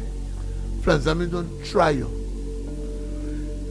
Though only used Hamilton as a setup, as an alibi, because the election was coming in October and this was April. So what Doe wanted, and I would say,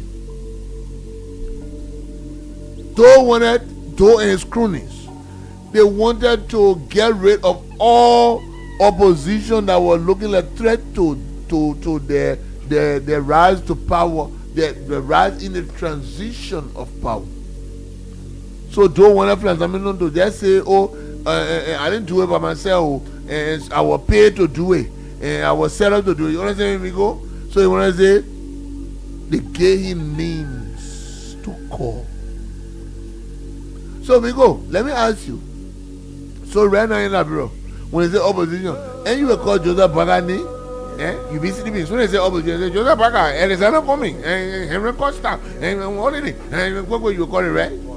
But guess what? Hamilton could not remember my son, the lace where again. And a simple where you know every day. They say, we don't give up bullet, and opposition, and Baga Mabi opposition, or wait a minute again, or Jackson Doe opposition. Okay. Flanzamiton was giving. It was filled with human beings from all around West Point or Claratown, Sony Way, and what have you. And the people, they challenged the government at the time. So the government was taken aback when they saw the number of human beings. What they did, they decided to say, look, let's get rid of this guy or else the tension will get too much. Just as you said, because the guy could not locate the man you were held at MP quarter. Flanzamiton was a loyalist. It was Flanzamiton that arrested Westside. Good. You see, so it was Flanzamiton that arrested Westside. Yeah, they held it at MP headquarters. So when they found out that the LNTV crew went there to have an interview, the next thing they did was to ask the MP commander to let him out. So that's how they carry him on the beach. But when they carry him on the beach, look, there was something that happened there.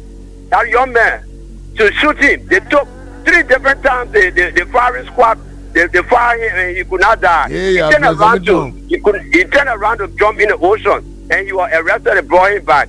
It was one lady called Mata Ma. She was a sergeant. Yeah, Mata Ma. That was her name. She was from the MP unit. She is the one that gunned him down. Also a female fire Flanzamiton. Yeah. I watched that particular firing squad. I watched that squad. You thank you. Far. Your council can rap on the show, Okay, I'll come there tomorrow. I'll reach out to you. Okay, we'll call you. Okay. When I listen, you know, because when I'm talking, I know what I want to say. He go, but you know, I told you, I said it was a setup. You understand me? I said it was a setup. That's why I challenge the world. I'm just challenge that, but I challenge the world. Flanzamiton, do Miko. I say, okay, Miko Ziko, my own son where I born, I will use him for the segregation land. So but the thing, no, I will not.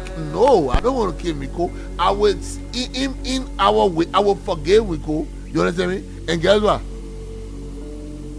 I will just forgive Miko, but Miko will show me that. Miko will show me the enemy. Yeah, but I go there. Go there. 2 more calls. I gotta proceed. I gotta go in from. I don't want to waste time. Hello. Yeah, good evening, Blue. Yes, sir. Where you call from? Yeah, I call from Maggie. My name is Daniel E. Maggie, let's hear you. Yeah, how you doing, Bob? How you doing? Hello. My man, how Maggie me, man? Well, Maggie me, okay, man. My older I have to do with, even though the carry of us, I think it is I'm aware, but still with trouble. Yeah, go there. Holding a position in Africa here before you could die. You say what? My question had to do with trouble. Yeah.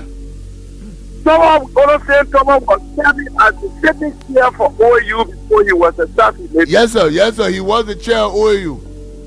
And I want to know what happened to Liberia. What was the position of OAU regarding us since we made that kind of bad thing to our own president?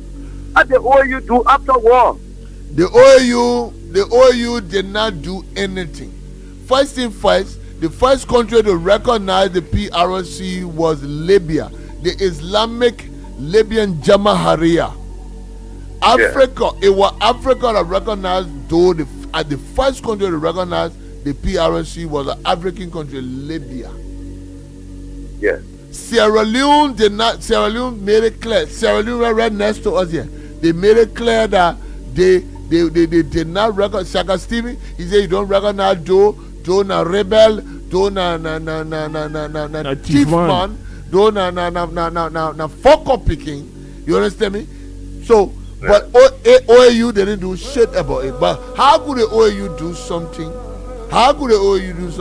Because in the first 10 days, all Toba whole cabinet, about 85% of Toba cabinet were executed. The only people that never died from Toba cabinet were Kate Bryan, Minister of Health and Social Welfare, or Ellen Johnson selling Minister of Finance, and or anybody they bought from Public Works, or Giver Tucker. You understand me? Yeah, he and Johnson, he ain't deputy. And and Estrada Bonar, Minister of Sports, and Minister of Labor, Youth and Sports. They never came. So you're telling me now that Diabo left me our hair on the top of that? Exactly. The gavel that goes around every year to each country to rule or to head the Liberia was the head of the OAU until top that. And guess what? Another thing. Thank you for the question. The next OAU summit was in Sierra Leone, and Saka Stephen told Joe that you are not coming here because I don't recognize you as president of Liberia. You sure? Yeah. Well, man, thank you so much. Thank you so much for the call. We'll give you a call. We appreciate you. Yeah, thank you so much. But I know one night, after able to what happened, after friends, I mean, he came in back, but after friends, I mean, what happened? Let's go. April 3rd, 1993. April 3rd, 1993. Now I want to call Cathedral, CWA, Lutheran, Cower Mission, in all these schools in Mora, because guess what now? That they want to know these small children, that the young children now. Yeah, so but LUAMEU. Can you call them again? I'm going to school again. CWA, Lutheran, Simple Lutheran, or Bindemi Hamrate, or Cower Mission, or Jehovah World, all the bitches. Then I want to know where are we going to do the show from when we leave? Is it what, brother? Where are we going to do the show from when we leave? When we leave, when we die? Yeah, when we leave tonight. When we leave tonight? But I don't get your question. Where are we? What next on the radar? I just announced that we're going to April. But that's where I'm going. April 10, 1993, right? Yes, sir. But that's where I'm going. And I was saying, but the reason I said what I said was because the young people, 93 now, someone in their born, and all the things, someone in their man's coming, all the things. Wow. So 1993, April 3rd, Dark April. You know what we're talking about? Dark April, the notorious April. So the war is on in Liberia. Okay? Now nobody here with me. Yeah, but 1993, April 3rd. Yeah, but that's why I want the position when you.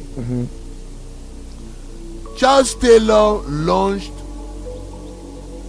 Operation Octopus, October 15, 1992.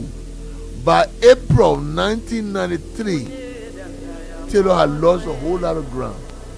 And ECOMOG had brought in, by the time, in late March, Major General Olutunji Ilorin. Ilorin arrived in Liberia and said that he needed one of Charles Taylor's strongest hold at the time, the port city of Buchanan, and launched an operation Sea, Land, and Air to take over Buchanan. April 3rd, 1993. Over 1,700 human beings died in that operation, military and civilian. ECOMOG, MPFL, and civilians died. April 3rd, 1993, the fall of Buchanan. We will talk action. But are you listening to me? 100%, sir. Roosevelt Johnson at the time lived on 19th Street in the suburb of Cinco. Johnson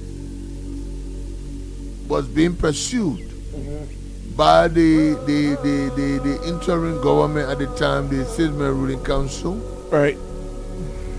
And Johnson escaped and resisted arrest, leading to the April 6th fracas.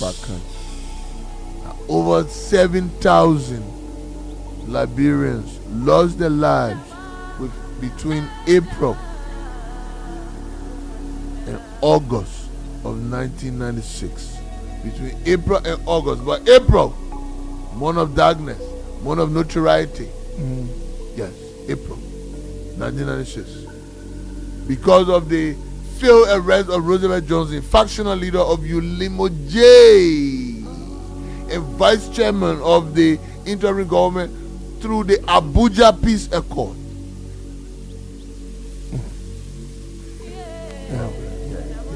You don't leave me.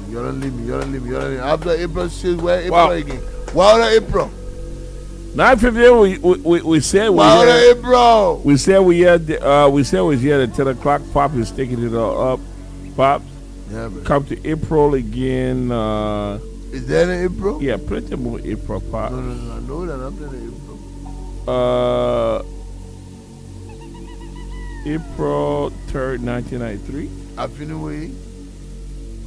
April 6th, 1996. April 6th? I feel away April. I'm done with April. 06107 107 0770 958. Let's hear you. Pop is here to take your calls. Let's hear your question on any question about the April. April. Any question?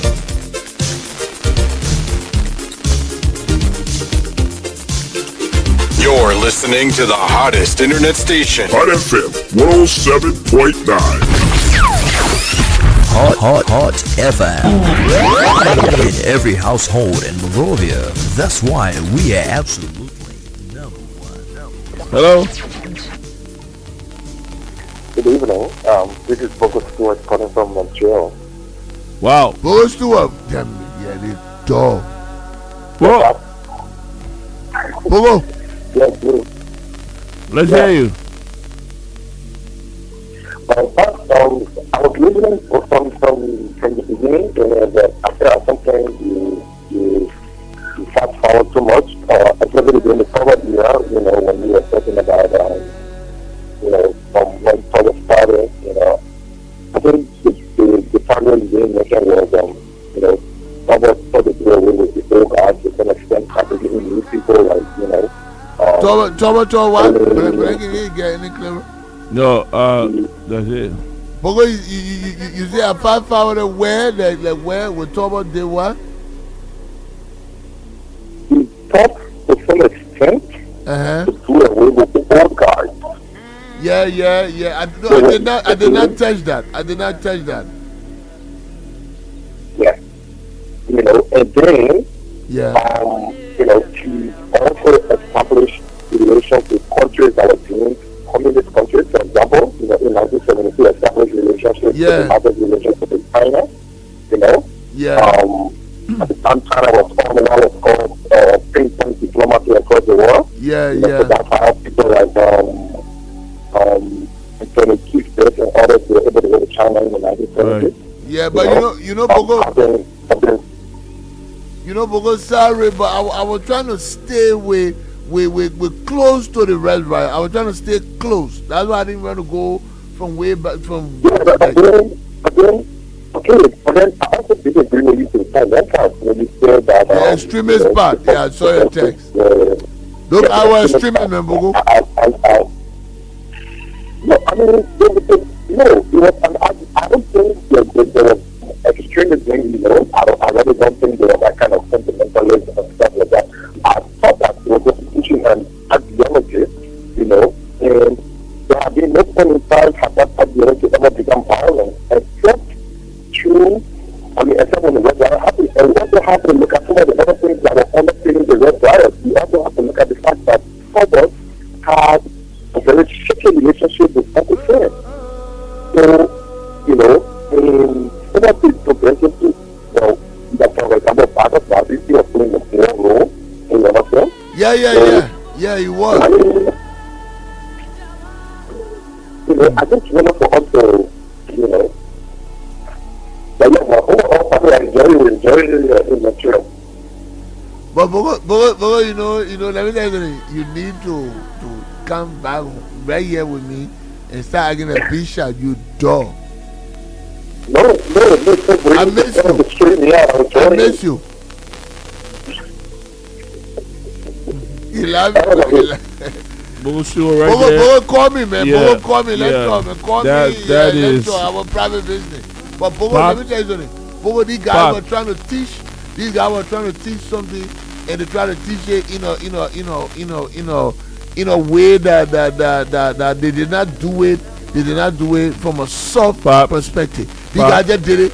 Boom! That changed the entire trajectory. By 10 o'clock already, like get the hell out of here. Talk to your people. I see all lines are going up. off. Let me take this one. Hello. Yeah. Good evening, Dad. Yes, sir. Did we call from? Yeah, I'm Frank. Who told the second I call from Budget Factory. Let's hear you, Chief. Yeah, you know, as soon as I really almost saying though, pertain to the April 12th and April 14th, you know, yeah. Yeah, that's your question. We're listening. So I'm saying though, at that time though, you know, people discussing about the April, like I said, April 1980.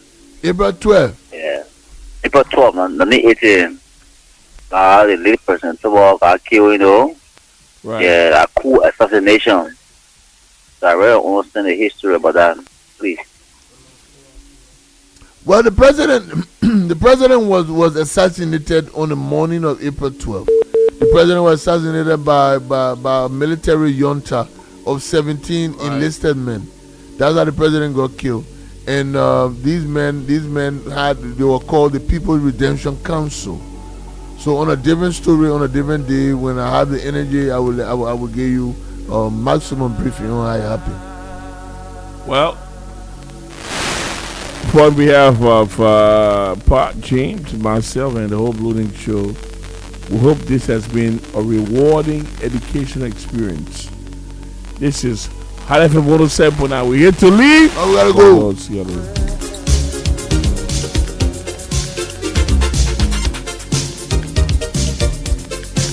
People are just starting to move in. I remember we got 20 more minutes to the closing arguments. So let's go because we got to get our callers. So Matadi was empty, and so that most of the guys moving. But coming back to the story, the president got killed on the morning of the 12th of April, 1980. The same morning that he was supposed to fly to Harare, Zimbabwe, to be the keynote speaker at the independence ceremony of Robert Mugabe, who has stayed in jail for almost 10 years.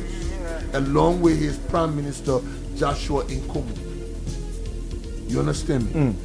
President Torba was killed on the 8th floor in the executive suite, in the presidential suite of the executive mansion.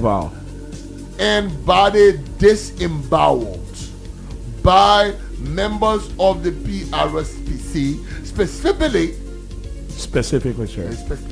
Specific. Anyway, we'll go to hell with you. I know the story. I know the story. You know I know the story. You pronounce it the way you pronounce it. Specifically. No. Specifically. But guess what? You know who opened tower? And I won't call her the court. What you got open tower now? We say you open a belly. Who open a belly, sir? Why you being so? They kill him in there. Former and late Deputy Commanding General of the Armed Forces of Liberia, Harrison T. Peno. Damn it, Harrison Peno. So Peno also went to the extent of raping the First Lady of Liberia, Victoria David. Was that in her book? Is that? It's written in her book, Lift Out. That is written in her book, Lift Out. Victoria Tower never told nobody that where he came her husband. She said one of the executioners appeared Caucasian because I know Caucasian people. I have visited many countries and I know the physicality was and morphology of human beings. Why people always say white hand? Who the hell is a white hand? Why they were wearing black clothes? Why they were wearing one hand shoe? I was wearing. No way, sure. God be shit. God be damn it. How was that? But now April 12th. So Peno? This. They don't rape a fun lady. Not so Peno. I mean, the leaders. Yeah. And that's so baby. A grandpa. And a pa. What grandpa? One be so young. What a gray hair and so hair and Snow White. That dog. Let me get a telephone. Where's the telephone? How to see? So. Can't put it trouble. Open your stomach. And I can call the names to you. Open your stomach. Open the disembowel. And guess what? They killed Tobo and they were so anxious to kill Tobo. Guess what? What? Tobo had a gold chain on him. They leave it there. Almost 50 so they carry. They leave it there. It's very way. It was so Abu Kili to kill him. Open your stomach. I'm talking about. I'm going to call it. I have an important question to ask you, Bob. Yeah, man. Yeah. So, where were the progressives?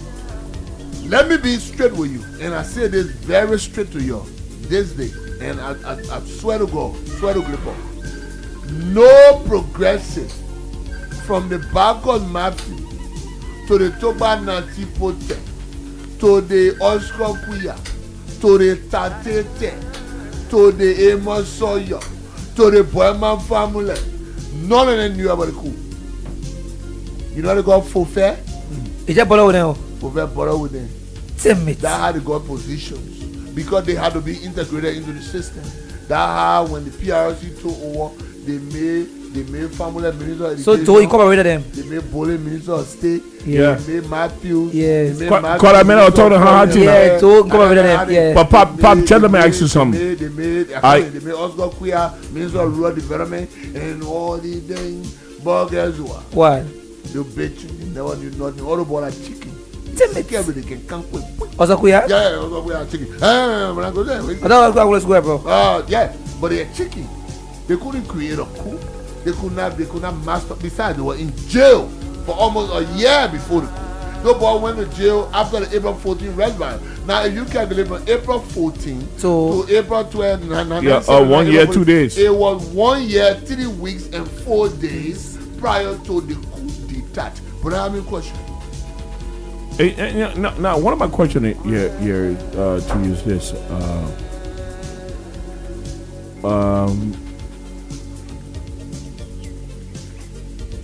To know that, like, some Otobo loyalist, was part of his demise, and then what happened was, hold on, yeah, his loyalist, part of coup. hold on, listen, his cabinet members, they were in favor. They were in favor of the coup, but they didn't know that with the coup was coming hold them. You know why they did not know? I'll tell you why they. You know why they did not know. I think they were loyalists. They were not loyalists. I'll tell you what. I'll tell you one true thing. Richard Henry never thought that if Toba would have been killed today, he would have died. Jimmy Pierre never thought that the chief justice never thought that he would have died. Toba brother from one man, one part. Frank Emmanuel Toba never thought that he would have killed Toba, he would have died. Clarence Cecil Dennis was not in Liberia, he was in Bern, Switzerland when the coup happened. Guess what? He flew into Monrovia. Are you people listening to me? Yes, sir. Tony, you listening? Trust me. 11. All those guys were against Toba. You understand me? Toba own people. Now, one man who died, that, you know, I can look at here and laugh. He died. Jeff Chesson, William Jefferson Chesson, Minister of Justice. Guess what happened? In 1979, after the rights riots, the Minister of Justice under the Toba regime decided to resign, Oliver Bright. When Oliver Bright resigned, Toba appointed as Minister of Justice the lawyer, the counselor for the progressives, Jeff Chesson. You see it? Problem. Is that Toba could play? Toba could play. He put in an enemy. Appointed his enemy. Jeff Chesson, because he said, Jeff, I can pay you. He don't get shit to pay you. I can pay you. What kind of thing you doing? Why you wear the picture? I'm a Conga. I'm a Conga and you are the Conga. So guess what? What? Chesson was appointed as Minister of Justice. Without any noise or hearing or whatsoever or from the Senate and the whole legislature, Chesson became Minister of Justice. Oliver Bright, guess what? Oliver Bright gave it. Go sit and go. You were forced to give it.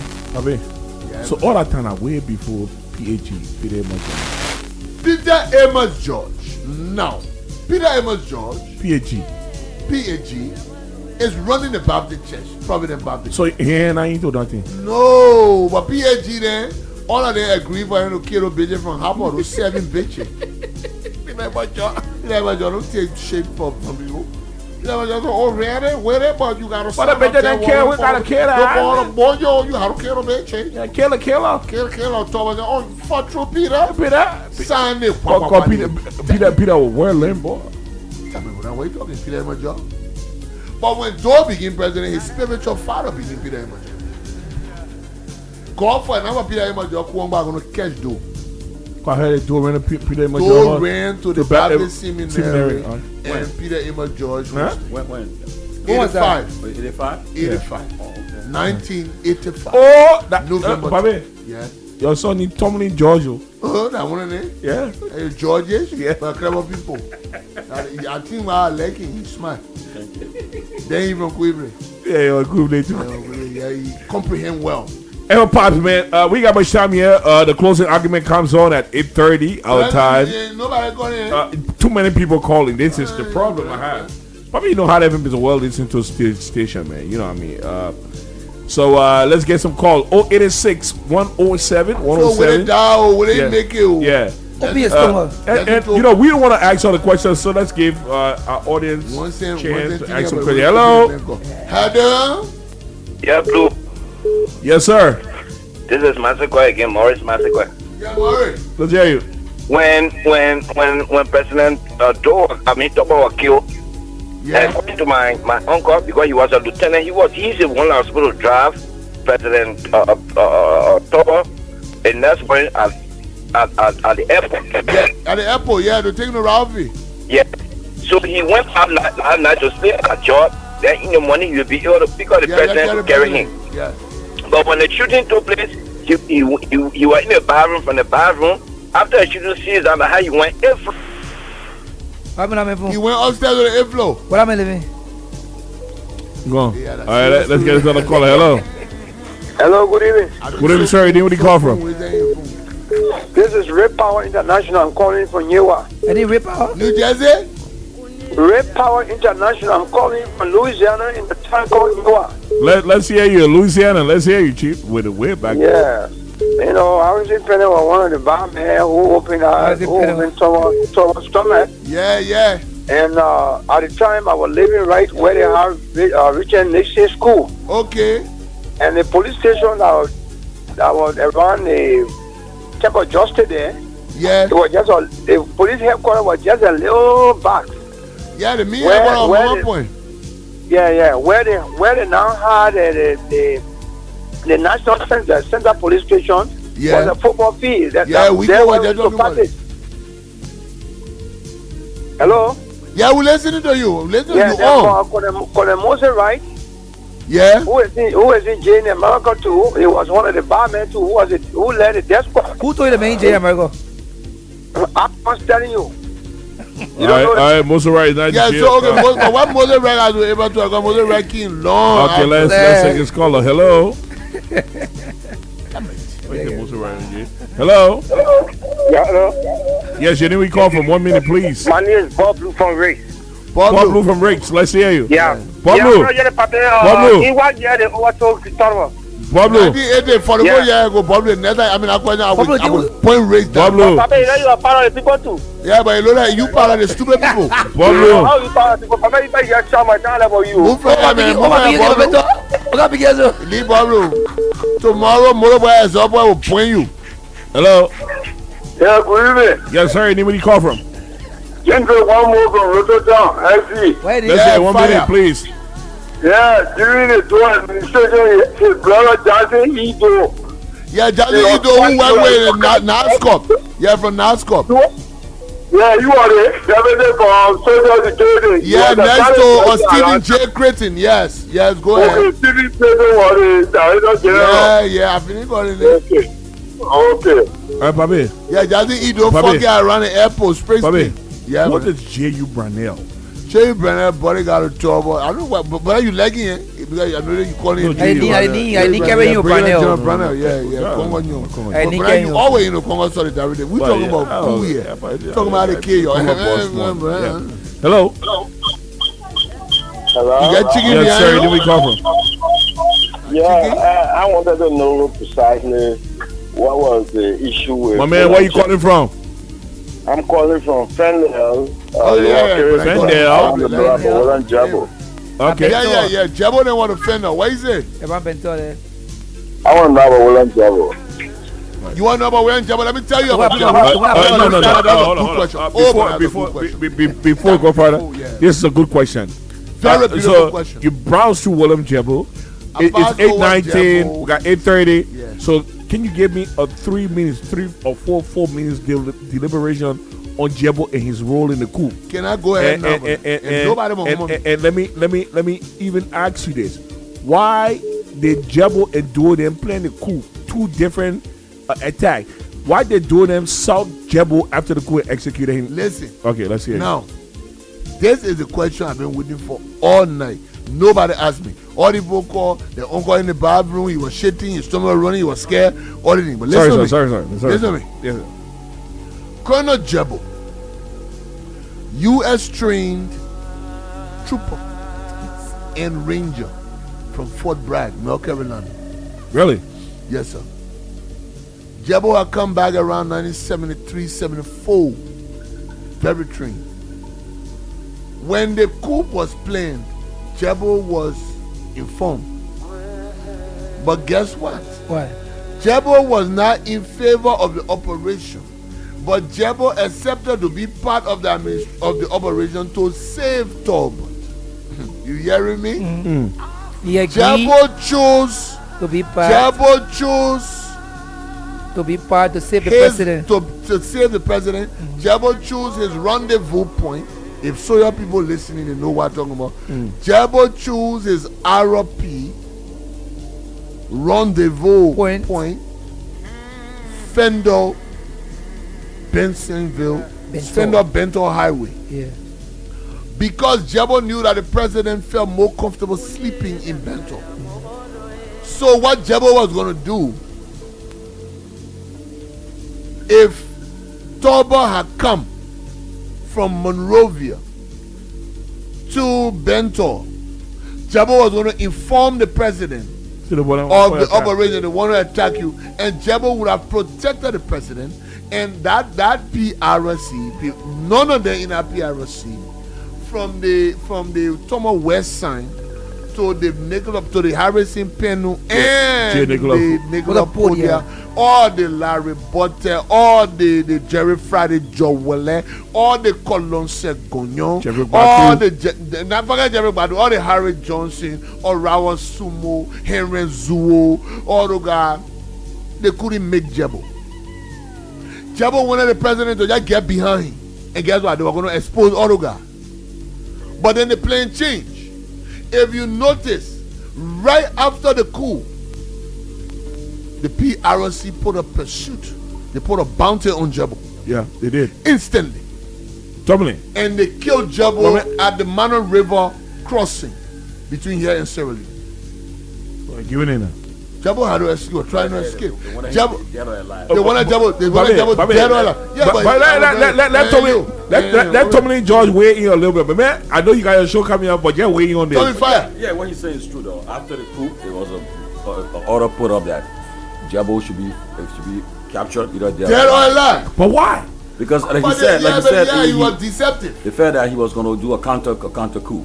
So that was the PRC people. Yeah, they were going to do a counter coup. So as a result, they wanted him. They were in pursuit of him. Damn me! Wow. Yeah. But if Toba have dropped in Jebo ambush, Toba not going to be ambushed. Toba going to be stopped. Jebo going to tell me the president. John Brown, Peter Paul, Mary Broad. So guess what? I'm going back for them now. Toba would have said, "Go for them, Jebo." You know what it is? My scary eyes go in. I'm going to the hot bento. I'm going to lay down and sleep me and fake. Have my prayer. Go fuck yeah. But Pops, I want to ask you. Yeah. In killing president, what is the difference in killing Samuel Doe and killing Talbot? When you got to open the mess more. Yeah, They want Talbot isn't bad. Doe penis were cut off. Yeah. His phalanges were cut off. So, but guess what now? You know what? The guy's only called Karma. Karma's a bitch. So you get it print on the butt. So what you get it print on the butt? I don't know. Same old damn thing. All right, we got 7 more minutes here. Let's get this caller. Hello. Yeah, good evening. Good evening, sir. Where did you call from? 1 minute, please. Yeah, tell me one more from Rototown FE. I mean, I asked my 10 question, man. Hello. I asked stupid question. Yeah, hello, how you doing? Hi, sir. Your name, where you call from? American Mail. Okay, my name is Sendar Allison, and I always follow this program. I want to thank you guys for it. It's very educated. Thank you, I sir. know the time is almost done. I just want to appeal to the old man to do a little head up next time. The progressive have failed. The military now was in charge. Among the military themselves, how did they themselves come to a fail? Thank you very much. How the military, they what? The military guys that were in charge now, yeah, because they have fought the progressive and the progressive lost strike. So Doe was in charge and he had all his colleagues with him. How did they themselves, lost track of the whole leadership and you talking about the military? You talking about the military? The military. Okay, yeah, the military. The military lost track simply because they were ignorant. The military lost track simply because they were to a greater extent illiterate. The military lost track because they could not comprehend. The military lost track because they were not leaders. They did not know governance. That's why they failed. Now, the progressives never planned a military onslaught on William R. Tubman. Right. The progressives were not planning a coup d'etat on William R. Tubman. The progressives were using the civilian population, the civilian populace, to talk Tubman out of power. To make noise for Tubman to get out of power. The progressives were never thinking about an armed rebellion against the president. Out of power. The military was never talking about, the progressives were never talking about an armed rebellion. Vargas Matthews, all the progressives, the only progressive that fought a war was Oscar Quia. What do you mean, sir? I want to make this known to the Liberia, but the only progressive that fought a war for the Liberia Peace Council, oh, Tommy, thank you so much, was Oscar Quia. He merged with George E. Segbe Bole. They killed hundreds, thousands of Liberians with the Liberian Peace Council. Yeah, after the fact, this is 1993. Oh, but after the whole... Before Oscar Quia, the late Oscar Quia, before he could go blind. And all the thing, the Stephen Wonder. Let's get this caller. Hello. Hello. Yeah, Master you the pattern and cause trouble to know. I saw some men with shower and because they go into the green, so you better tell them that Gucci no longer your sister.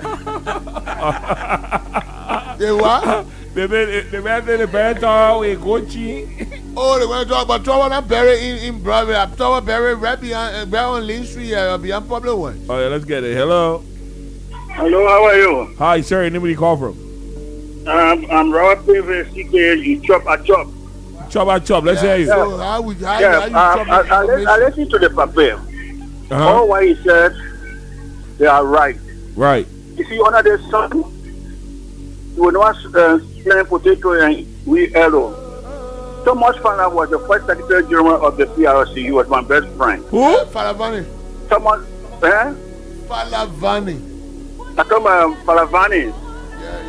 Falavani was the first Secretary General of the PRC. Yes, sir. Yes, sir. And see what happened to him. He died 3 months later. See the way they kill him right to Liberia Junction.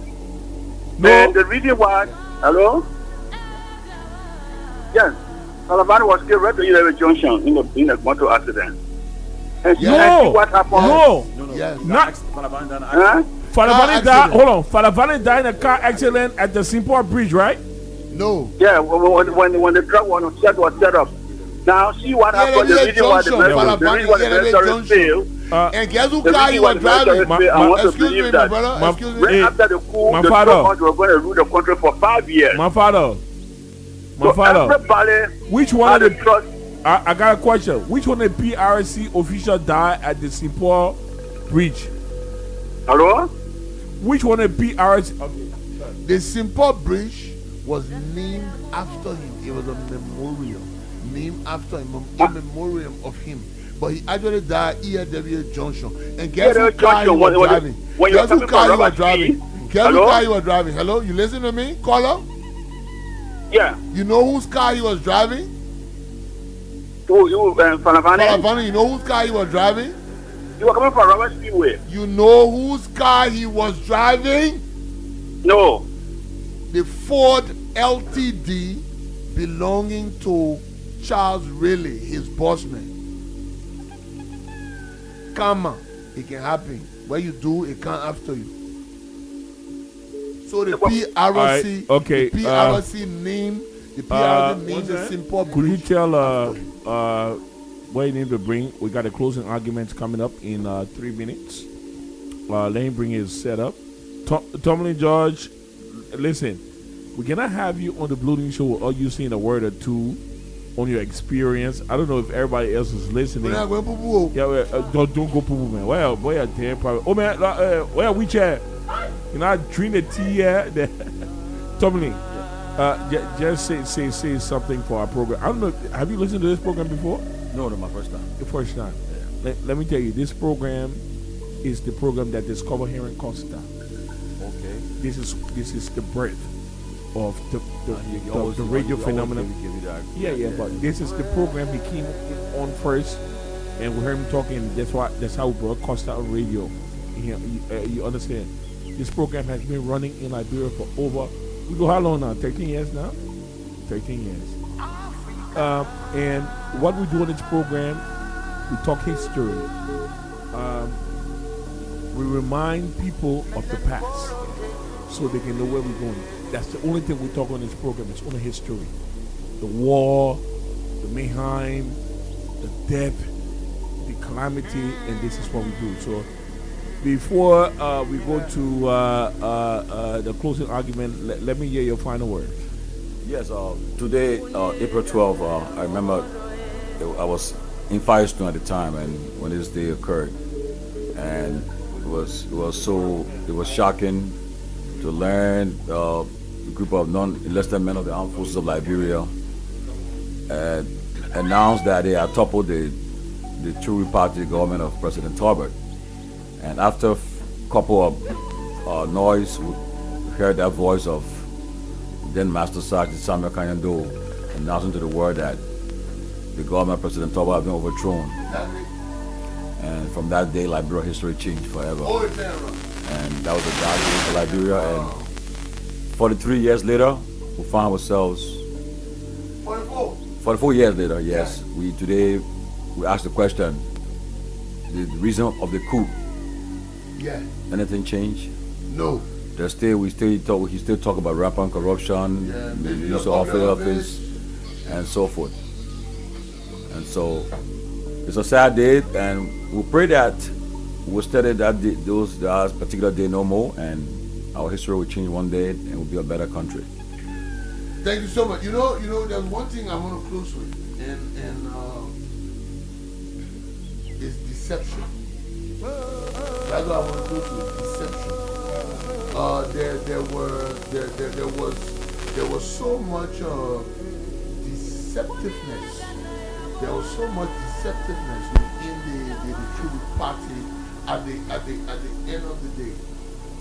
And I want to thank you so much. Right. Because you have brought about I wish we could talk some more, and we'll talk some more. We will